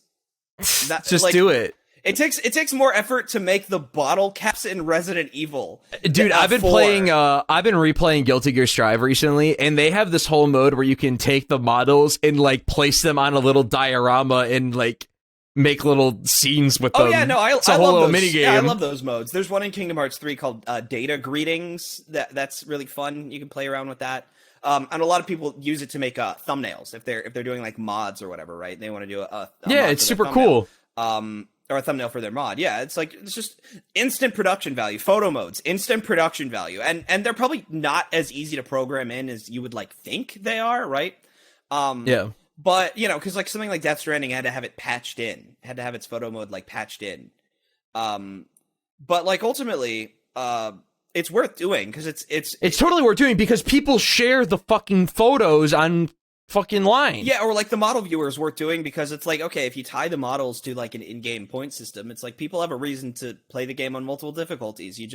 You're already programming and get all the achievements. stuff. Yeah, you're already programming in achievements because every game has to have achievements now. It's like you might as well program in a point system based on those achievements that you can spend in-game. It's better than fucking trophies that just sit there like and don't exist. And so like Aragon's like secret eggs unlock these kinds of things, and it's just really funny because a lot of it's like behind the scenes things that you probably hire like a crew to come in, and you hire Saul Goodman's crew to come in and film it. You hire a bunch of college kids to come in and upload to the concept art. Yeah, and well, no, they just film like the voice director being like, you know, interviewing these characters. Oh my god, full interviews, dude! It's got interviews. Not really. It's the classic like promo interview where it's like they say one line in the video. Meanwhile, the interview is probably 3 or 4 minutes long, and they just gave them whatever was the most convincing lie these actors gave about how much they cared. Right? Like there's an interview with like Aragon's like voice actor, who's also his actor in the film, and he's talking about like, you know, here's why I relate to the character of Aragon. And it's like, no, you fucking don't. You don't relate to this fucking character. You're a mop-headed teenage actor who got cast in what you think is going to be a big movie. Like, and you think this is going to be your break, and it's not because the movie fucking flopped and it was awful. And even as a kid, I remember no sequel for you. Yeah, no. Dude, I remember that era so hard. My mom's watching Harry Potter downstairs, Harry Potter weekend this week. Not to date the fucking show at all. Not that mentioning Memorial Day at the start of the show didn't already do that. But I look at Harry Potter and I'm always reminded of like the era that everyone was like trying to do Harry Potter again. Yeah, like they were trying to capture and it was always too Lord late. of the Rings, Harry Potter. And they couldn't do it, man. Well, it was also always too, like, other than Percy Jackson, because Percy Jackson has a lot of fans. No, bro, Percy Jackson fucking failed, dude. At least cinematically, it failed. The books did great, and a lot of these books did do well. But the thing is, like, the first movie did well. It was the sequel that flopped. Talking about I'm specifically talking about the Hollywood's chase for a big. The next big book, IP, the next big IP from fiction that could be adapted to screen. And again, like Percy Jackson, Hunger Games, like Maze Runner, those were like, I would call them one-off winners where they had like one really lucrative film. The first one was like, or not. I mean, because Percy Jackson Lightning Thief was not a success. They did make Sea of Thieves, but it was 5 years later, and that flopped, and then they were done. Chronicles of Narnia was another one where that had 2 really successful movies, and then Prince Caspian flopped. Yeah. So like they could never quite. Yeah, they could never quite capture. I remember almost every one of these movies, Sam. Golden Compass, Spiderwick Chronicles. Spiderwick Chronicles. By the way, and the Spiderwick writer also came to our school to talk to us. I guess the Midwest was really into making people read these shitty, stupid YA books about exceptional children who could see shit everyone else couldn't. This was all all these fucking people, all these exceptional fucking writers who were talking about how great their fucking protagonists are, came to our fucking school to just mansplain us about how to write shitty fucking YA novels. To get us interested, to make us think that books weren't gay, and we talked about something at the top of the show. I'm gonna finish my Aragon stuff because you mentioned something as being really gay, and I have thoughts on this, so I want to talk about it. And we mean gay in the pejorative sense, not in the positive sense. We're like that today. You can write that article, Huffington Post. Yeah, that one's in the court. That one's all in your court, Sam. You can Huffington Post. You can write about the time that I impersonated. I'm gonna write it. Yeah. I'm the Huffington Post writer, Myles. It was me, Austin. It was me, Austin. We were going for two different parodies there. And we're not quite in sync there. I am the canceller. I am the one who writes. You can do yours now. It was me, Austin. Stupid fucking. Anyways, what did I call video game? Well, I want to just finish up. What did I call gay earlier in the show? I want not in the show, before the show. Did I do that? Oh, yeah. Okay. But I just want to finish up the Aragon video game thing, which is the final boss is really funny because, of course, like we both kind of my buddy said something that was great where he's like, I understand why there's dragon riding levels in this game. I wish they weren't in the game though. Like, because like that level of self-awareness, because I assume the least in people who aren't lifelong gamers. I'm so sorry. We're like to have that level of like business savvy and like recognition of checklists and kind of expectations for like, you gotta be able to fly the dragon in the dragon game. Yeah, even though in the dragon movie game. Yeah, even though realistically speaking, the game would be better if it was just focused on grounded combat, right? Yeah, like, where they spend a majority of the focus of the time. Clearly. Yeah, like realistically speaking, the reason that they made the dragon levels is not because they thought that it made the game better. It was because it made the tie-in to the movie more appealing and accurate to the film. Yeah, an astute observation from your friend. Oh yeah, exactly. And so like again, I always have fucking rock bottom expectations of people. To make these recognitions, because you kind of have to. They were never like industry. They were never interested in the industry. No one should be. The industry's terrible. All industries are terrible. Don't be interested in any industry ever. Just enjoy. Don't be interested in industry. Yeah. Period. Don't be interested in industry TM. Like, just enjoy the magic of whatever slop you're fed. It's fine. Just don't even watch learn about your Star Wars. Yeah, don't even learn about editing, or else Wakanda Forever is gonna make you wish that you were dead. Eat your Marvel. Yeah, eat your Marvel. You know what, Sam? I am gonna recycle the Wakanda Forever conversation because I do want to talk about one thing from that content. Oh Jesus Christ! That I think is really fucking funny, but yeah, like so all these extras in the Aragon game are like advertisements for the movie itself, like behind the scenes about the game, like that cross promo, bro. Yeah, there was one that's just read the book that inspired the film in the game, like it was just like a PNG image of like the two books, and like of course Aragon, the actual book, was as large as possible. Then Elder is over here; it's really tiny. It's really small because it's not the movie. It's not a movie. Yeah, it's not the movie yet. We don't want to advertise that one. And the funny part is, like, it has an uncapped frame rate, which is really interesting, but like Metal Gear Solid 4, it almost never achieves 60. Hits it. Yeah. Yeah. But the final boss fight is the funniest thing in the fucking world, probably because it's based on the film, right? So like they're in the clouds, but it can't even achieve like 17 FPS. Like because the effects, it's like playing Dragon Guard 3. Yeah, like it really is. It's funny because that game is the closest equivalent to Dragon Guard 3 I have played in my life. It's Dragon Guard 3 for Americans. Yeah, for Americans with no creativity, like Yoko Taro.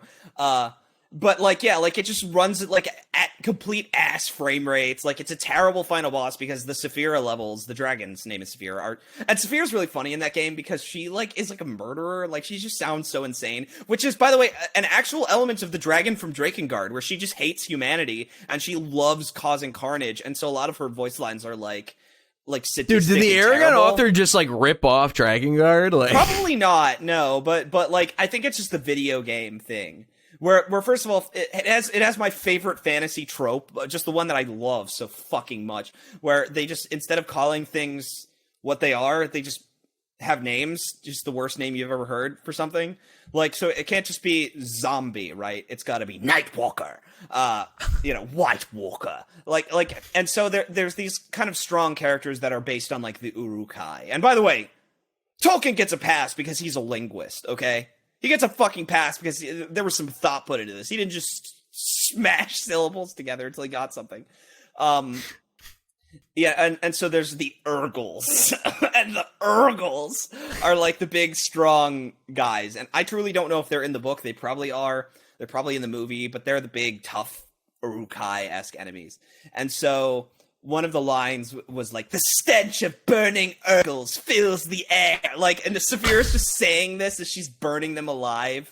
Or like, at one point she says like, I love burning Urgles. Like, just like the most like no chill lines from this like protagonist. I love burning Urgle. Nothing like the smell of a good Urgle in the morning. Yeah, just the Flight of the Valkyries playing. Like, just all the, like, it's just like, what are you doing? Like, this is the protagonist. What are you doing? But it was that era. It was the Wukong Journey to the East, where that famous story where he's like, Neve Schulman or whatever his name is, the Devil May Cry guy, DMC Devil May Cry guy, was like, we wanted to have Wukong literally kick a slave into hell because we thought it made him cool. Wait a minute.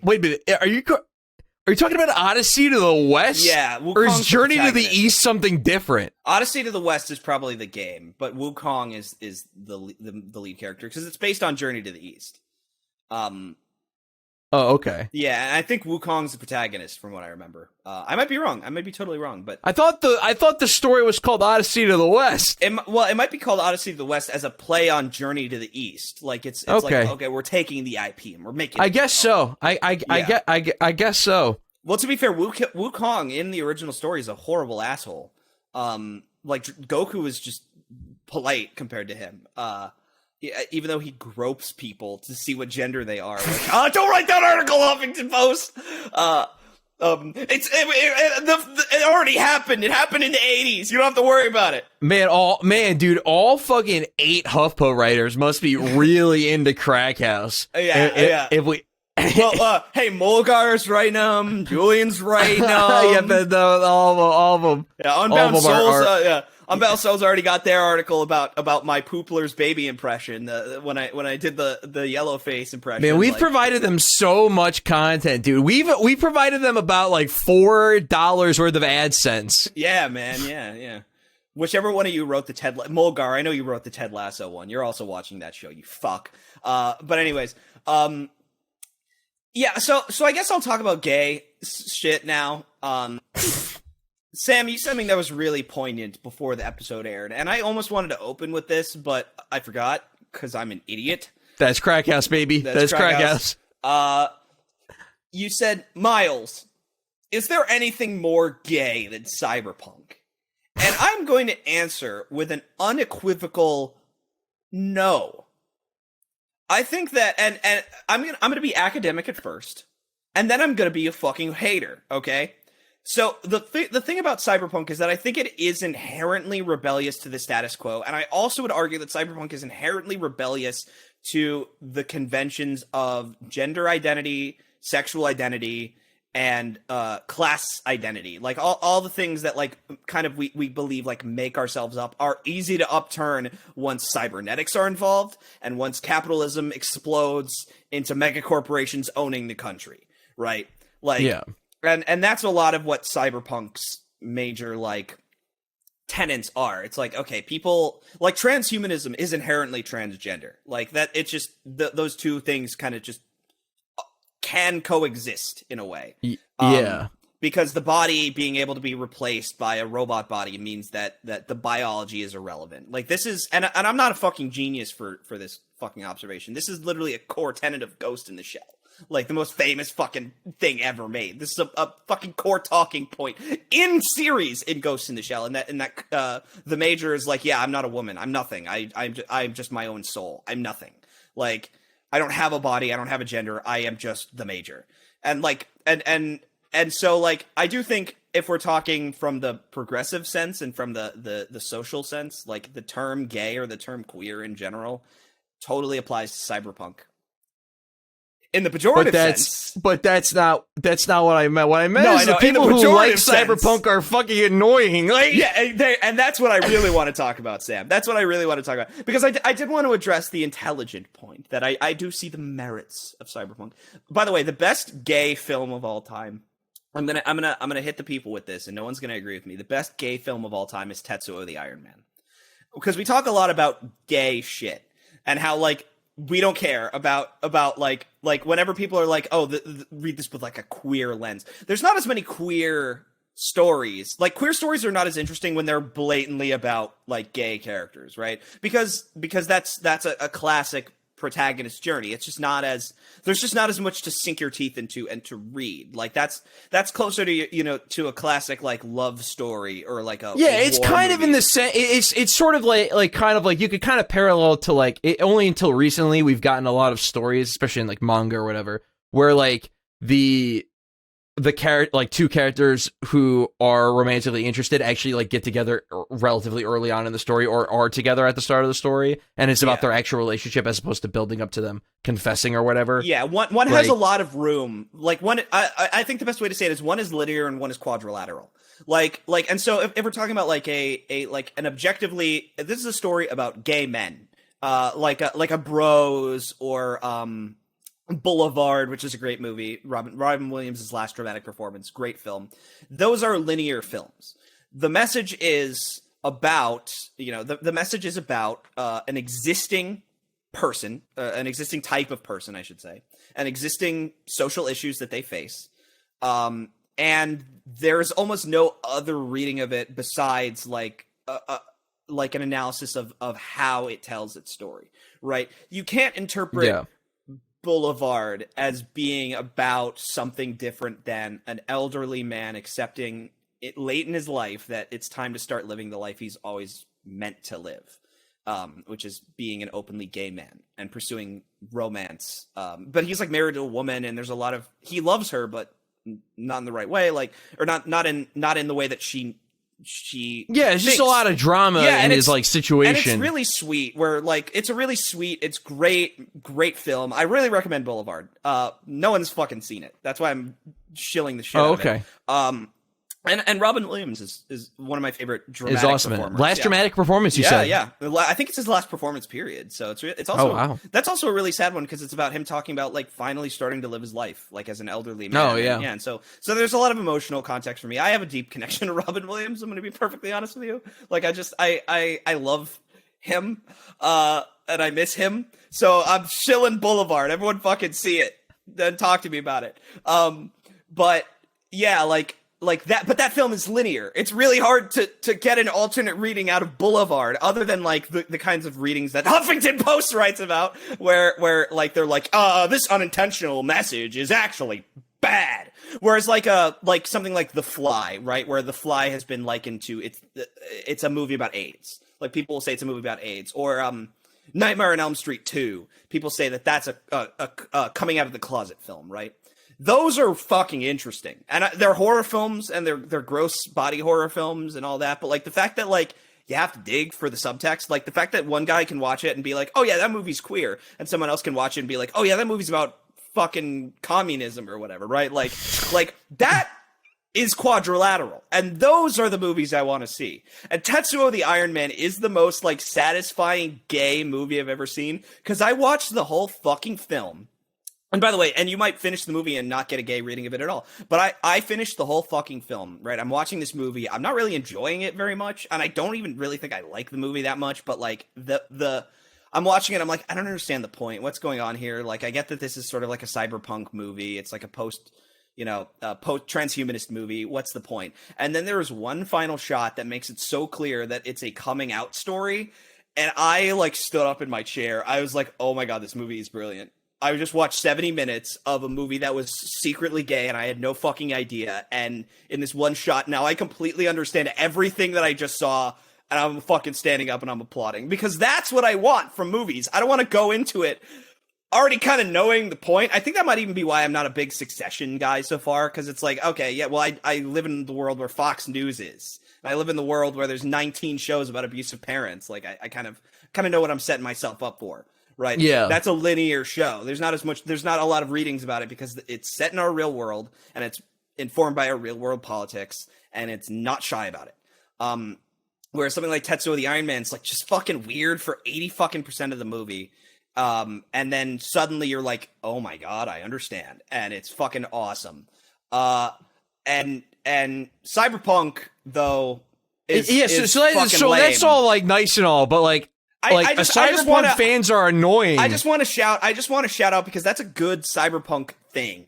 That proved that how interesting Cyberpunk can be because it's shot on almost no budget and the Cyberpunk elements of it not only are queer, which is what I brought up with Ghost in the Shell, and that's interesting because Ghost in the Shell is not solely queer. The fact that there is this sort of like non-binary element to the story is just like flavor that you can take and make a reading out of, and that's cool and interesting, and that's why people should want to watch it. Whereas like people who are really into Cyberpunk nowadays are like just into the aesthetics of Cyberpunk, and that's what's fucking lame about it. Is people who just fucking salivate over seeing the same shit again and fucking again, and how fucking cool they think it all fucking looks. And it's my same problem with like generic fantasy stuff too, where people are just so fucking and D&D.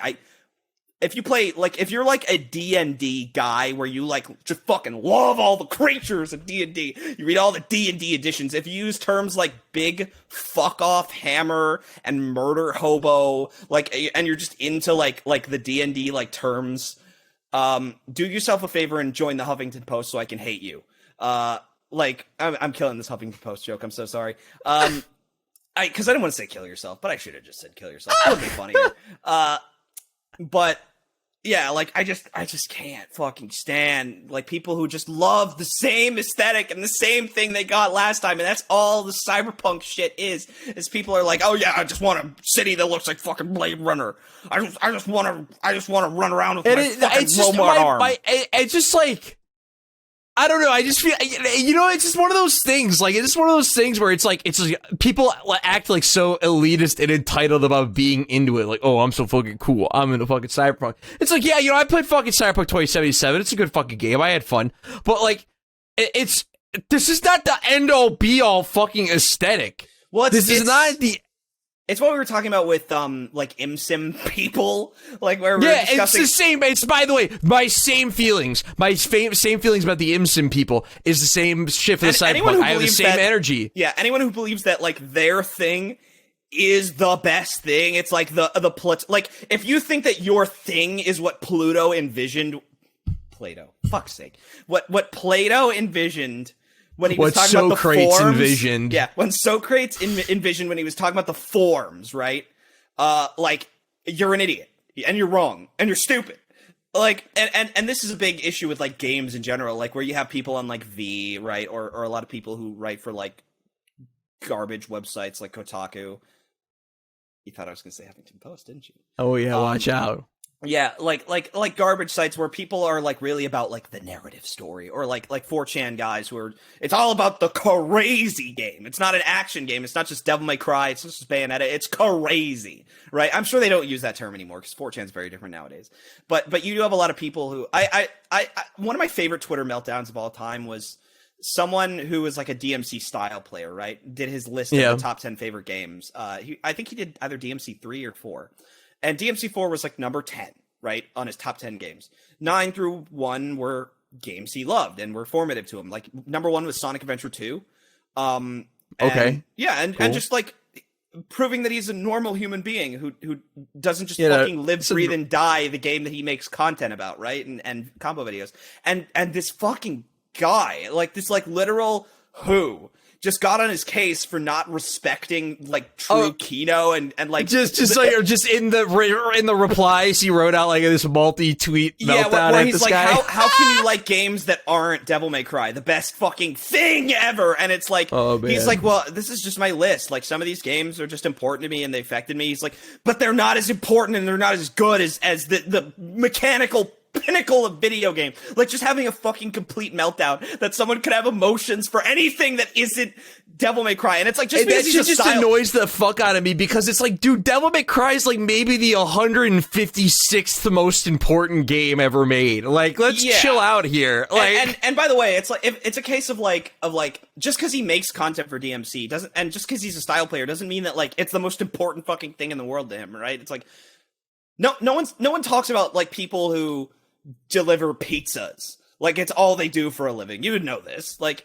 yeah, like just because you deliver pizzas, you and your friends aren't like, man, you don't respect pizza delivery enough. Like, even though it's what come you on, do. Myles. Do you think the lock-picking lawyer does nothing but study law and pick locks all day? Yeah, it's you like, don't think he eats? Yeah, it's just so fucking funny. It's just so fucking funny that people are just like obsessed with their thing to the point where they're like, yeah, I mean, I just like this thing so fucking much because I'm so great for recognizing it. It's still like, it's just the modern problem on the internet of people just tying their core identity and self-worth to like the stuff they like. Yeah. Which is just in particular, like trying to prop up like, oh, see, I noticed this thing. You don't notice it, and that's why you aren't as smart and as cool as me. Majora's Mask fans are like this too, where they think that they're so fucking smart for liking a top 50 Metacritic video game. Like I always point out, like, to anyone who's like, yeah, Majora's Mask's so underrated. It's like it won IGN's best game of the 2000s through the 2010s poll. It was the #1 highest rated game, and it came out in 2000. They had 10 years to pick a better game, and they didn't. That game won at the fucking door of the decade. Like, you need to understand what that means. It's not underrated at all. Like, but people want to act like, oh, I'm such an observant genius for recognizing the fucking brilliance of this game made for 8-year-olds. Like, I'm sorry, I recognized this shit when I was 8 years old. Maybe you're just stupid, and it took you all your life to realize it. When I was realizing this shit when I was 8, because I was a fucking genius, and you have to feel like you're a genius because you're fucking stupid. You're a stupid That's my idiot. Thing. The people who are out and about acting like that shit just fucking drives me up a wall. That shit gets me so fucking mad. It's like every person that I just can't stand, like the cut of their jib. It's almost always like that level of like they think that they're so interesting. And it is really funny because like I almost feel bad whenever I mention that I have a podcast, like, because like the sentence "I have a podcast" almost always kind of comes with the implication of like I think I'm so cool and interesting, like that people should listen to me speak. No, I totally get what you're talking about, dude. I don't even fucking talk about it. I don't even bring up the show. And because I don't want people listening to the fucking show that aren't like my friends online, like people that I know who would get it. Like, yeah, that's my thing. You gotta, dude, look how much shit you have to siphon through this episode. Like, you know, if you had to sum up what Crackhouse is about and you listen to this episode, you'd be like, I don't fucking know. Like, I think it was about. They talk about movie games, I guess. They talk about. I think it was about angry people, like just two angry pasty men talking about how much they hate things. Angry pasty boys. Angry pasty boys. That's season 3, by the way. I guess that's the name of the episode. But we had angry gaming in 25, and now we have angry pasty boys. Angry pasty boys. But yeah, it's just like people who just walk around like thinking that they're interesting. Like when someone mentions they have a podcast, I genuinely try not to assume that they think that they're so interesting and cool and that they're just doing it for a hobby. But after living in fucking California, I have like no faith in podcast people. Oh, and it's dude. Like so sad. Well, it's so sad. Well, it's so funny, man, because I just think about that time like we went on your buddy's show, and I had that awesome zinger about Halo 4 that I like don't even fucking remember like what I said. Like, dude, well, no, it's so we talked about this before, and for anyone who doesn't remember that episode, a lot of my friends in LA are very like really far left leaning, And well, they were far left leaning. Now they're all dead because of socialist Sams. Sorry, socialist skeleton. Sorry, they're all dead because the state is on fire. All of them died in the socialist Holocaust, brought about by the Bone King from Texas. The Skeleton King. I forgot my own lore. All I remember is Epstein's the president, and Yves Guillotine is a seditious traitor to America. He's a character in the lore. He's a seditious traitor to the United States, who helped spur on the conflict between socialist Skeleton and the Rib King. The Rib King, that was his name. The Rib King. Yeah. But they're all very far. They were, may they rest in peace, very far left leaning people. And they were going off about the fact that the Halo Twitter released a Memorial Day tweet. You know, this military fiction shooter, of course, is going to reference the troops, and then they also wished people a happy Pride Month, and they thought it was like weird that they were playing both sides, as if they haven't seen a brand account before. That's what they do. And all of them are just going off. And meanwhile, I'm off the show. I'm just on the couch watching, right? Like, and he's just like, you're just looking afar at me. I'm just sitting there, and he's like, oh man, I'm so scared Sam's about to because you are the most right wing person I know, which is not saying much. Which is not saying much, yeah. Because you're pretty like moderate everything, like. Yeah, like, I have no opinions that would scare anybody. Yeah, but I went to art school, like, so that's I went to an art school, so communications school. So naturally, everyone I know is on the left.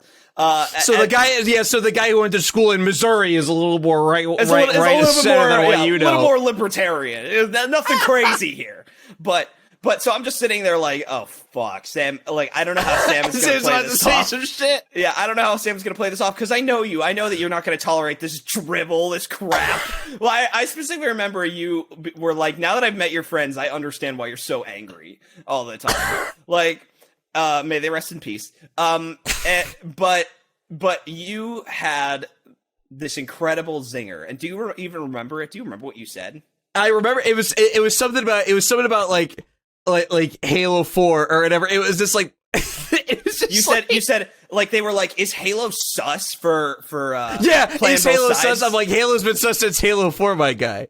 Yeah, that's what you said, and it just everyone melted down. And I genuinely felt like I was trapped in a fucking post-apocalyptic bunker, and then someone opened the hatch and reached their hand in to say the world hasn't ended yet. I genuinely, like, I was hearing bombs overhead thinking that, like, my city would be razed. The war is over. Yeah. We won.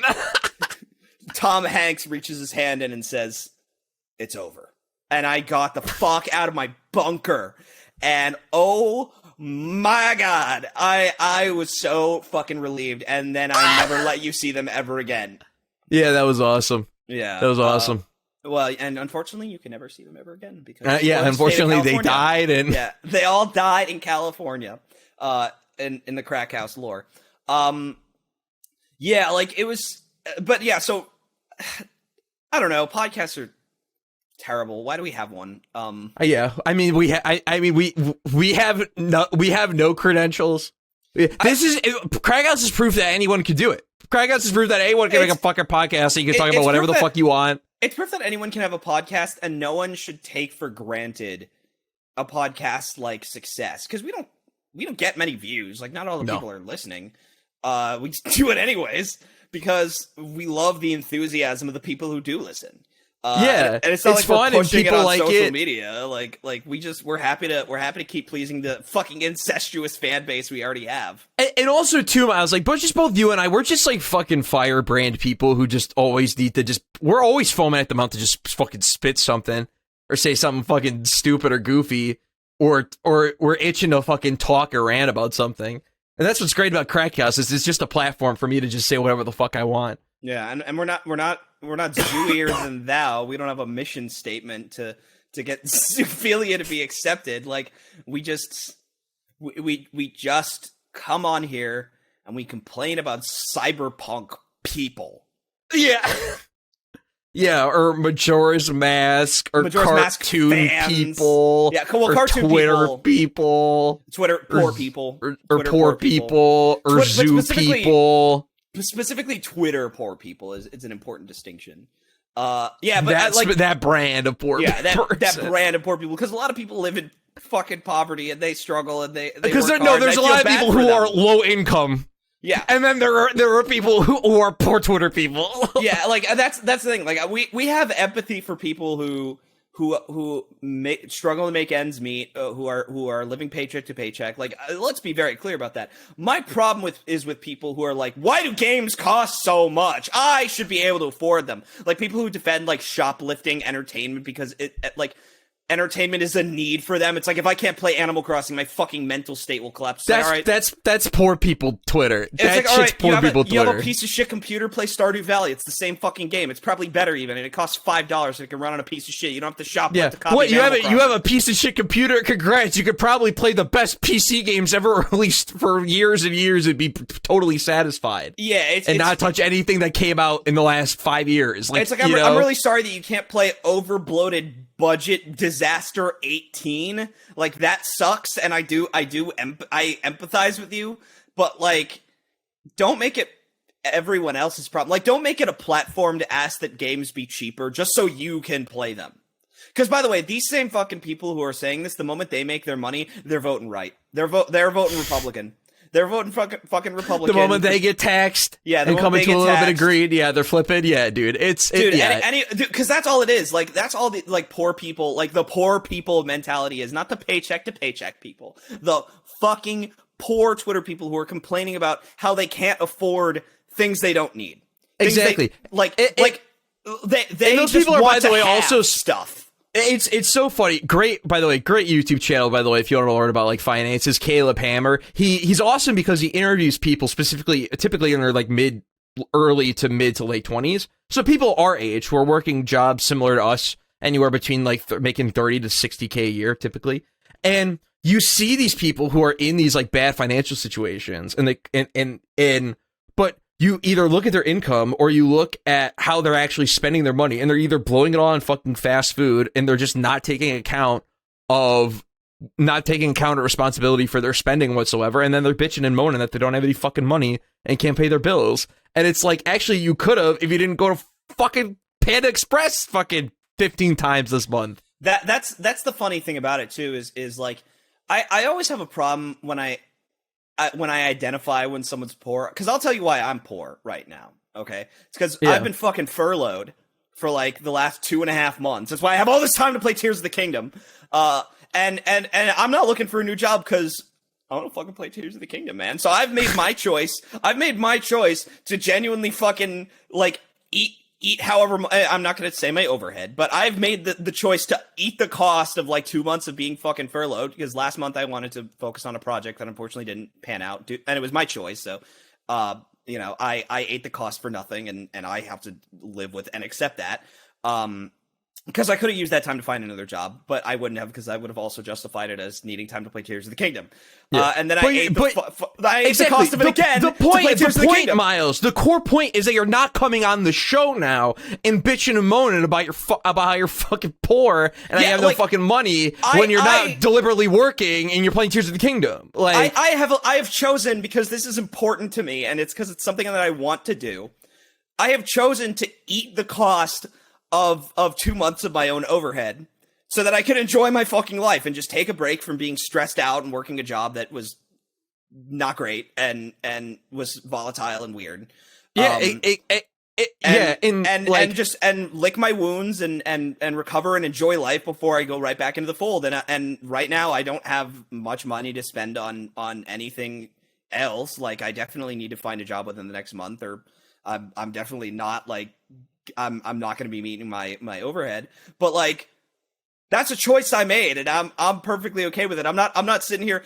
I have been trying not to look at my Tears of the Kingdom playtime, but unfortunately I did have to look at it today by accident, because I had to add a friend, and the menu that you go into shows your playtime. I have literally, anyone who says $1 an hour is their price, I should have paid $170 and rising for this game. Oh my god, that's so much time, dude. Oh, it's so much time in just 2 weeks. And so anyone who's like, why is this game $70? It doesn't make fucking sense. It's like, it's $70 because you're gonna be here all fucking dude, I'm not gonna beat this game till fucking August. Yeah, and you know what? And it's like, and most people are this is gonna be the only purchase they're gonna need for a while. Yeah, like, that's why it's fucking $70 because it's how giant. most people. By the way, that's also how most people fucking play video games too. Is they buy a game and they don't buy another game for months and months and months and months.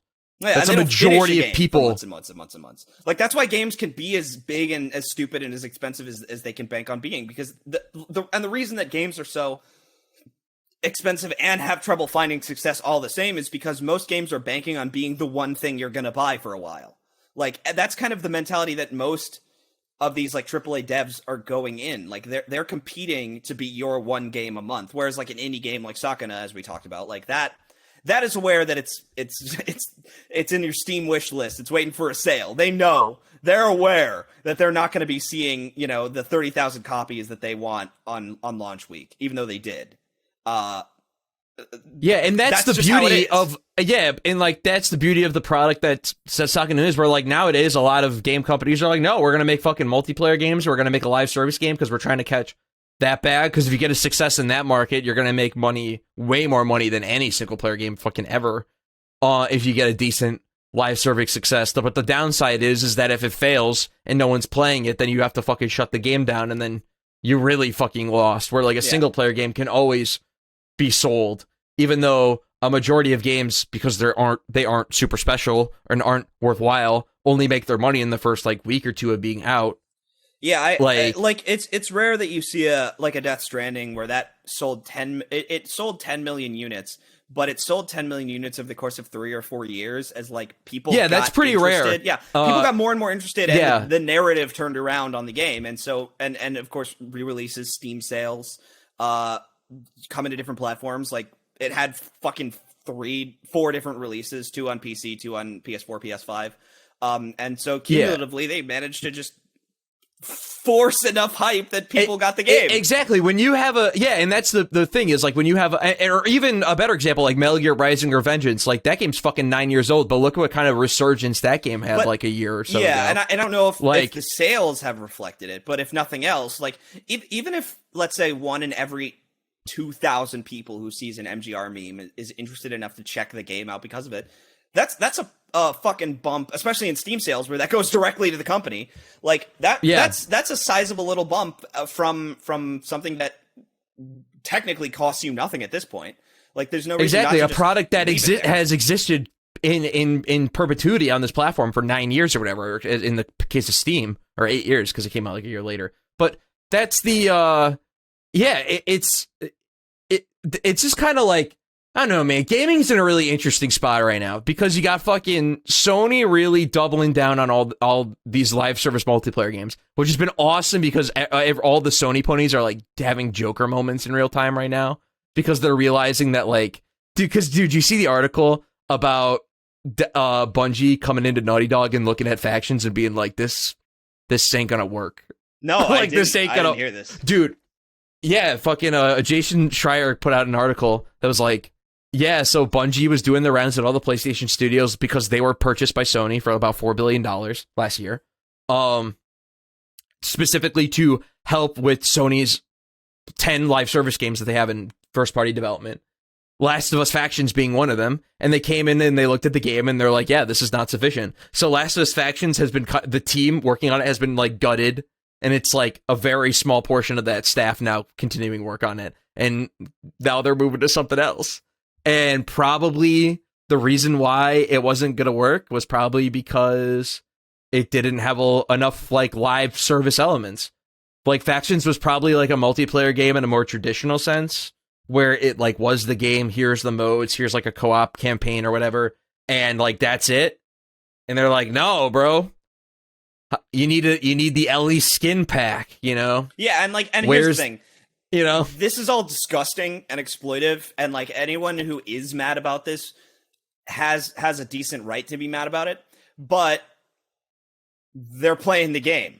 Like, it's Schadenfreude, by the way, for the record. I feel Schadenfreude for Sony fans about all this. Oh, well, because I'm eating it up. I'm absolutely eating it up because fuck Sony fans. But but here's the thing. I empathize with any Sony fans who are upset that like this game that probably could have been, an interesting piece of this franchise that they love, of this Last of Us lore, is kind of getting, it's just getting like fucked right now. Yeah, because they were probably interested in it as Last of Us fans, and some fucking outside company came in and said, no, this isn't going to work, and they actually listened to them and cut down on it, and that's probably a shame to them because they think that no one should have the authority to say that. But like, I'm sorry. Factions is a game that's trying to play the game. It's trying to play. It's not gonna work in the way live service like flies, and it's just it is, but it's one of those things where it's like it's crazy, and it's like, but that's what they're doing now, bro. Yeah, if you have a product that isn't gonna do the thing, it's not a good product. If you like big single player games, I hope you like superheroes, like, because that's all you're getting is the EA fucking Captain America, Black Panther game, the Iron Man game, fucking Respawn's basically a Star Wars studio now, and an Apex studio. Like, they don't make original fucking shit.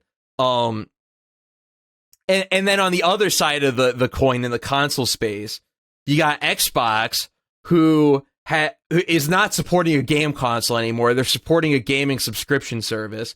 None of their first-party studios can get their act together, aside from Tango Gameworks, who released Hi-Fi Rush, which was fucking awesome. That is so funny because Tango Gameworks was like the lame duck of Microsoft for a long time, too. Yeah, and one of probably the lower rung interesting studios from the Bethesda acquisition, and here they come with probably the most well put together game, first-party Xbox game of the last like 3-4 years, maybe since like Forza Horizon 5. They're going to do it again. Yeah. Exactly. I'm excited for what they do next, and it's like, well, unfortunately, Shinji Mikami won't be involved. But to be honest, I don't think he's involved because his like mission nowadays is to build a studio, develop it to the point where they can handle themselves, and then build another. Like that seems to be his. Well, he's also he fucking can retire. Yeah, I don't know if he will, is the thing, but I thought he did. I thought he left Tango to retire. If he left Tango to retire, then definitely good on him. But the man has earned his rest. He's given us enough. But I also think it's a case of like, I wouldn't be surprised if he opens another studio, comes back again. Yeah, I mean maybe, yeah, or that comes totally back to Capcom, like because I know he was partially involved with 4 Remake. Like maybe just as a fucking consulting position, or something. Yeah. But either way, like I know that's kind of been his thing, is he wants to train up the Japanese games industry to be able to compete with the West, which he's done it. Everyone else has done it too. Like everyone just kind of got their act together by not trying to, like, they realized if you don't compete with Western games and try and make Western games, you're going to do great. I have loved seeing devs just mad about Elden Ring. Like, because even as someone who gave an embarrassingly embarrassing perspective on Elden Ring, why it just wasn't my speed when it came out. Like the amount of truly terrible faith Elden Ring takes from game devs who are just obvious. Like there was a God of War Ragnarok writer who just like implied like if you like Elden Ring, you basically are a submissive and a virgin who likes being denied the chance to come. I was like, what? Like, because they were saying, like, you always have to, like, because their criticism of the game is my criticism of the game. It's a numbers game at a certain point. And so if you're doing something and you're just not doing appreciable damage, you round the map, you come back, and then, unfortunately, you've leveled past the point where it's a challenge. So it's kind of hard to stay with the level curve of the game. And I was like, I agree with that. But they then likened it to being denied, like to cum denial, to getting blue balled. Yeah, but specifically the erotic fetish of jerking off, getting blue balled, and then ruining your orgasm. Like, and it was the most like, what? Like, what does this have to do with a level curve? What? I kind of get it. Like, I kind of get what you're saying, but why would you write it like this? Didn't you write God of War Ragnarok? Like. What are you doing? But in reality, it's like people are like, they're just fucking. It's like when like, I think someone came out who was like a Ubisoft map designer was like, oh man, like this game, like it's like, it's fucking. I forgot what it was, but it was like it's UI like content, comment, right?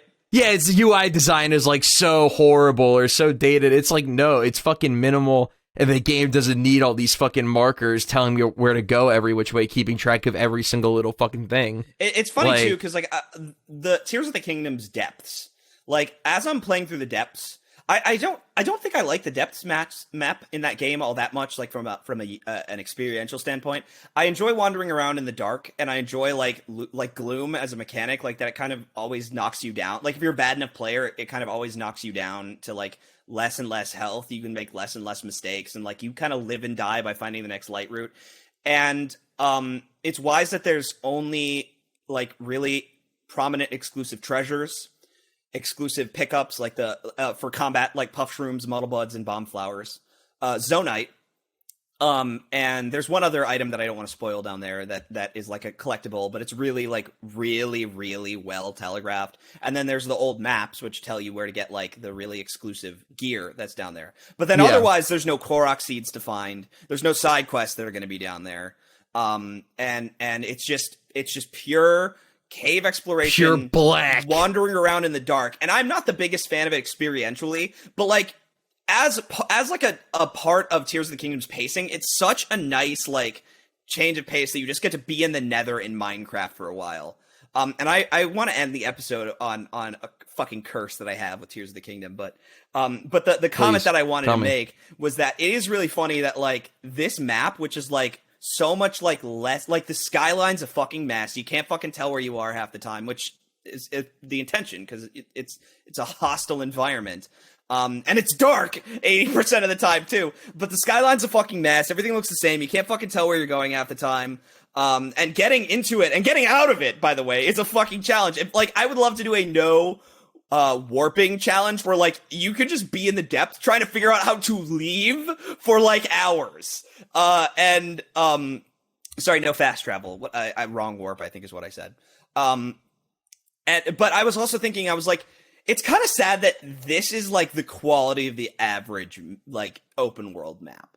That like this like completely faceless, like samey map where I can't fucking tell where I'm going is deemed the and that's not the point, is the average open world map.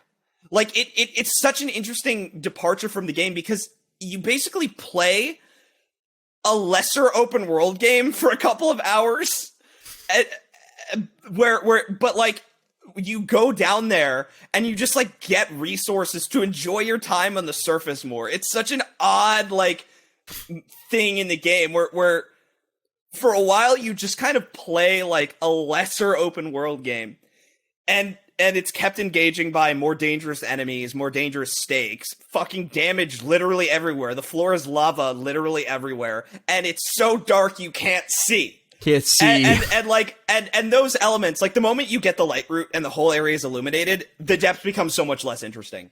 And it's so funny that that's the quality of most game maps. And so, like, whenever I see people just fucking mauling about, like, some aspect of Tears of the Kingdom or some aspect of Elden Ring, like, again, these major breakthrough successes that are Game of the Year winners and have crossed over, like, it's just the light lark of it all is so obvious to me. Well, I wouldn't do this in my game.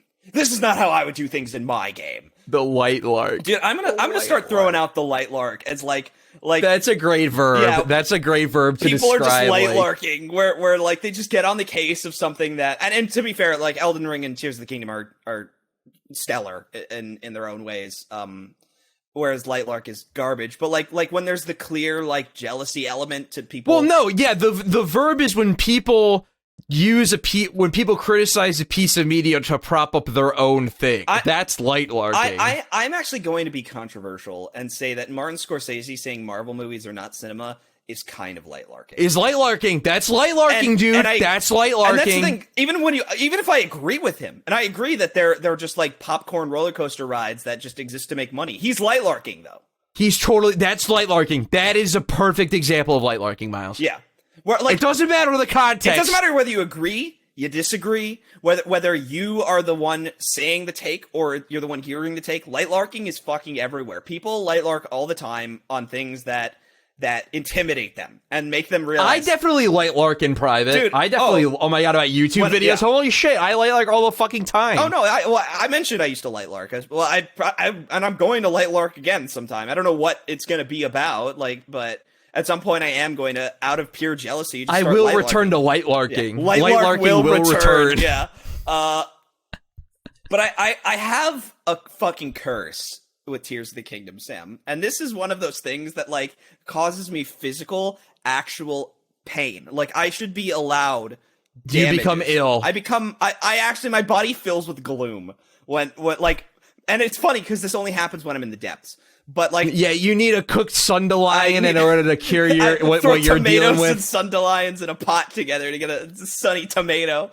But whenever I'm playing in the depths, there is a video that I don't know how I saw. I don't know why I saw it. I don't know why I clicked on it.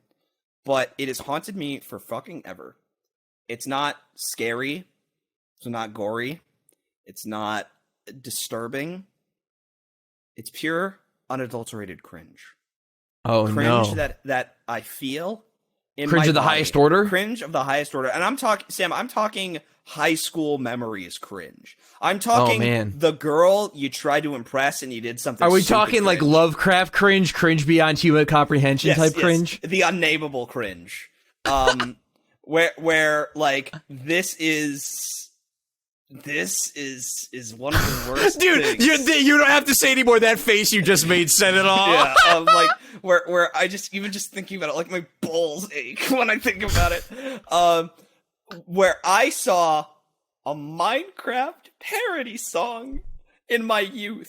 And I say I saw a Minecraft parody song the same way that people say I saw a Live Leak stream. Like the fucking like the not Mine Diamonds. Like the creepers coming. Yeah, fuck. yeah. Like the Dynamite song, but it's Creeper. Creeper. Yeah, like an Eye of the Spider. But it's one of the yeah, Creeper's gonna steal our stuff again. That one. Yeah, like that kind of thing. But it's one of the most stupid, ill-conceived parodies.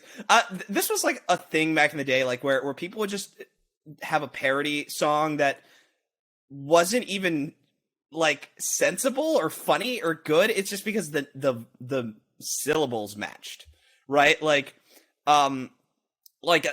Poker Face had a lot of these. There I remember Marker Face. Marker Face was a big one. It was about someone who drew on their face with a marker, just completely no creativity. Sorry, I missed my mute. All good. Anyways, please continue. Yeah, no creativity, no concept. Just, okay, well, these words rhyme, and they sound kind of similar. So, I remember when the fucking Let's Player attacking toucans, he was trying to, oh, jeez, Louise. Yeah. Oh, you're really bringing me back. Dude, well, these cringe things stick with me. He was, at one point, trying to be a Shane Dawson, or a Breaking NYC.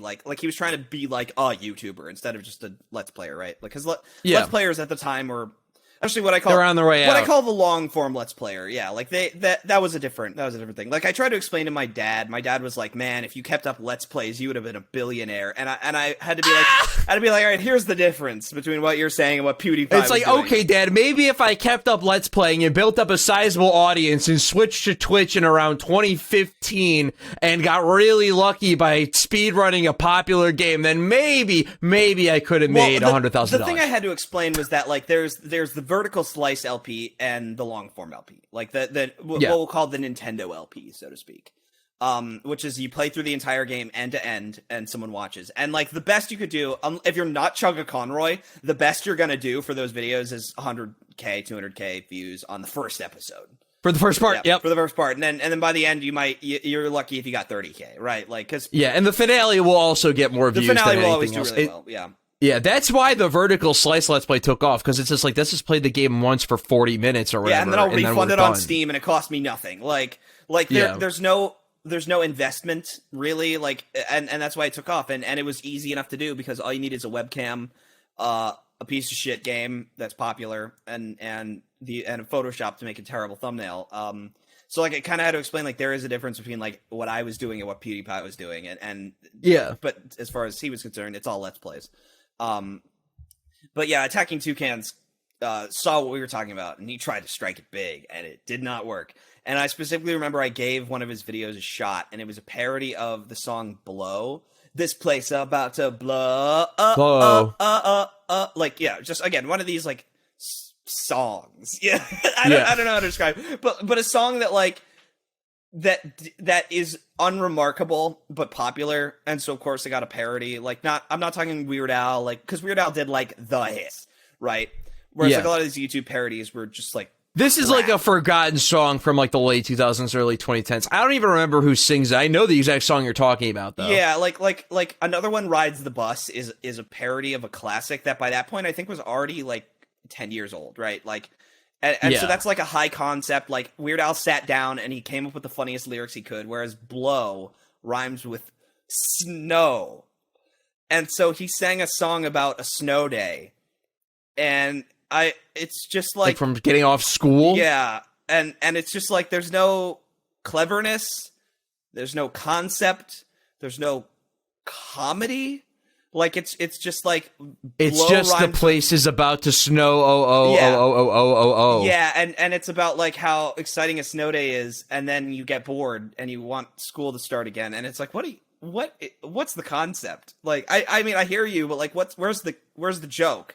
Like, I don't need to explain what's funny about My Bologna, but I guess I will. Where, like, what's funny about My Bologna Hey guys, Peter Griffin here to explain the joke. What's funny about My Bologna is the fact that it's such a fucking, like, it's such a mundane thing to make a song about, but it's specifically over a very classic song, right? Yeah. That's sort of what Weird Al did. It was either weirdness, like White and Nerdy, or Amish Paradise, where it was like the most bizarre parody he could come up with of like a subculture, with kind of whip smart lyrics, or it was an absurd, stupid take on a classic, like another one, Rides the Bus, where and the comedy, like, even if you don't know Another One Bites the Dust, it's fucking funny because the bus riding experience is miserable. Like, if I could make a parody song, I would make it about my John Wick 4 movie going experience.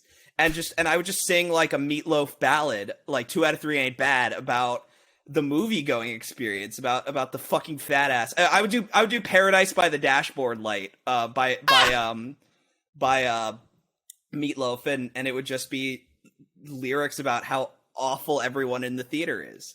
And that would be my classic. But like, so but the Minecraft parody era was even worse because it was specifically themed around Minecraft, obviously, which kind of limits the subjects you can pull from it. It has to be about mining things, crafting things, or creepers, biomes, or the enemies. Monsters. Yeah, biomes or enemies. Like, and like, Mine Diamonds is the best of those because it's an obvious shitpost, or Eye of the Spider is great because it's like it's an obvious shitpost. But the ones that are earnest are terrible. And so the one that I experienced is a song called Screw the Nether, set to Moves Like Jagger. And by the way, isn't that the worst, like, sound-alike you've ever heard? I got the screw like nether. That's how it sounds, right? No, screw I the got nether. To screw and the nether. And it's you about, gotta screw with the nether. Oh, you're killing me! Oh, you're killing me! I want to screw with the nether. No, Sam. All right, it's even worse. It's even worse because it's saying screw the nether as in fuck this place, I hate it. Right? Yeah. But it's about a guy who... But it's Minecraft. We can't say fuck here. Yeah, so he moves to the nether, I guess, because it's resource rich, and then he realizes it's a dangerous biome, and he's like, I'm leaving, screw the nether. So the part that, whenever I go to the depths, that fucking song is in my head, and so I'm just hearing, I'm moving to the nether, and like, and I feel like I'm staring at a Lovecraftian abomination, and I actually want to commit self-harm. Like, I want to lobotomize myself to escape the madness that I'm experiencing. Like, the fact that I'll just be fucking mining zonite, and then I'll just hear, screw the nether, and I'm like, stop! It's the famous scene in the movie Hardcore when George C. Scott's screaming, turn it off! Turn it off! Like, that's just me in the depths playing Tears. Like, that's the least fun I have playing Tears of the Kingdom. When I'm in the depths and Screw the Nether starts playing on loop in my brain. And it goes, we gotta go to the nether. Yeah, wow. yeah, it's like... Here's the thing about the word moves, Sam. The word moves is a fucking verb. Well, I guess it's a noun, it's a noun in this case, right? A move. Moves like Jagger. Yeah, moves like Jagger, I guess would be a noun. And then like Jagger. He moves. No, it's a verb. He moves like it is Jagger. a verb. Okay, I was correct. Yeah, like it's an action verb, right? And so like the word, when you just hear it in a song, like you're kind of, like as a subject to a like, you understand it's an important word in the sentence, right? So you can kind of emphasize. Two's not the important word. Yeah, two is it's what is that even, a conjunction? It's not a conjunction. Oh, it's preposition. It's a preposition. I'm sorry. It just hit me how fucking stupid that shit. Right? Like how. Like the fact that the part that you emphasize, just because it's the part that the song is based on emphasize, is the preposition instead of the verb that is like it would be like if you did a parody of like Do the Electric Slide, right? But you emphasize the word "the" in Electric Slide, like, well, no, because you don't actually say the Electric Slide in the Electric Slide. Cuban Shuffle. If it was like a G6 or whatever, like to keep up the late 2000s. Yeah, but you did the word in as the part that that you really emphasized instead of like. Wait, yeah, they repeat the word like in G6, right?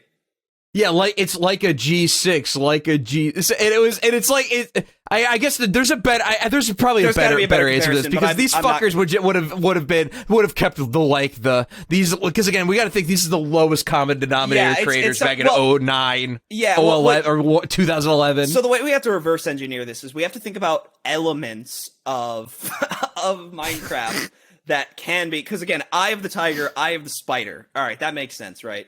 Something with the creeper. Oh yeah, man. Like, but yeah, like Creeper. DJ's got us falling in love again. Creeper's gonna steal our. Creeper's stuff got us falling in love again. That shit is amazing, dude.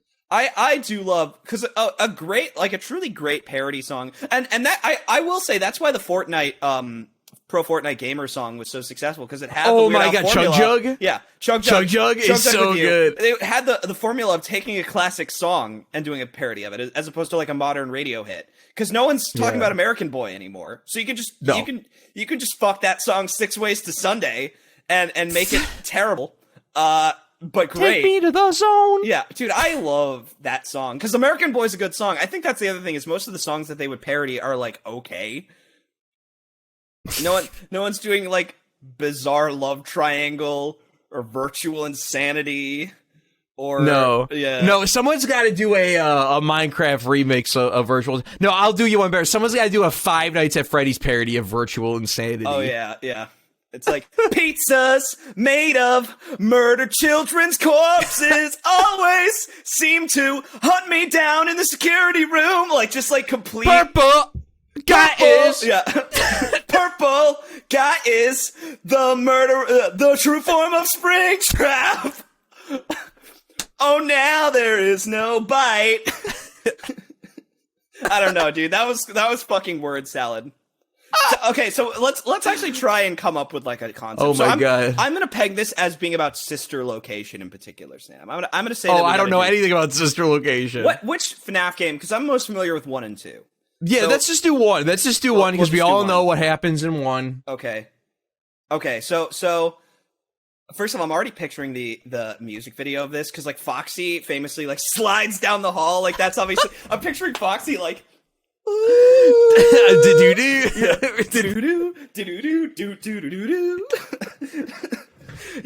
Okay. All right, there was a world where kids can play and eat all the pizza. Oh yeah. No. So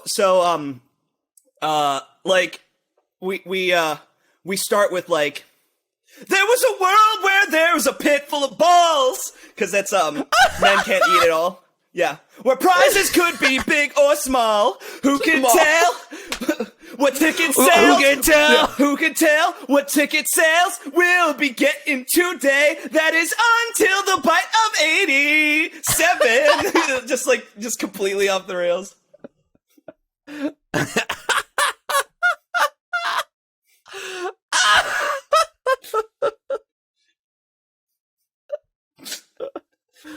Fazbear's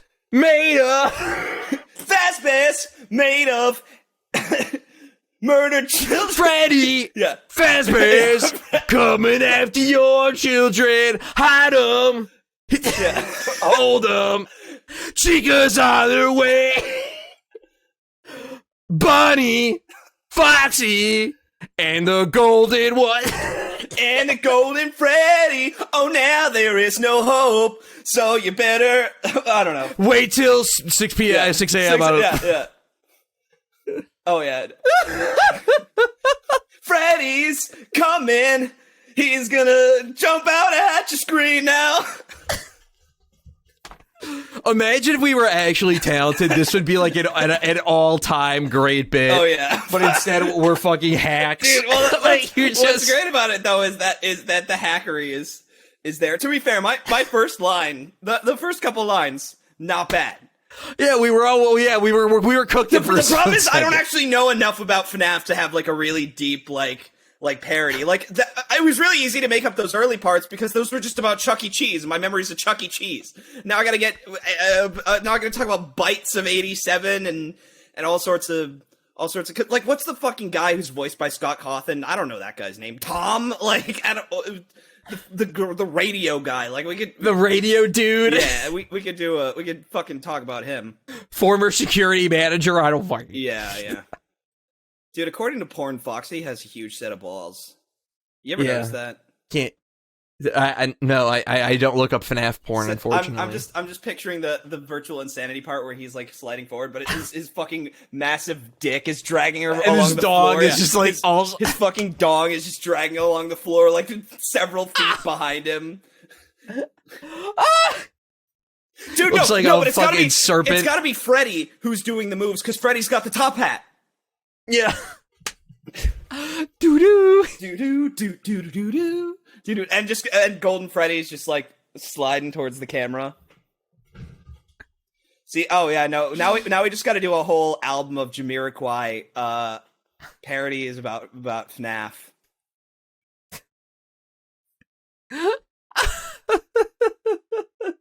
What else? Oh yeah, no. Instead of Cosmic Girl, we got Chica Girl. She's just a Chica Girl. Chica Girl from another family in a pizzeria by a murdered by I can't think of something that starts with a Y that it means like serial killer. But wow, she's Chica. Do. This is the return of the balloon boy, crawling through the vents, spying on you, coming to take your soul.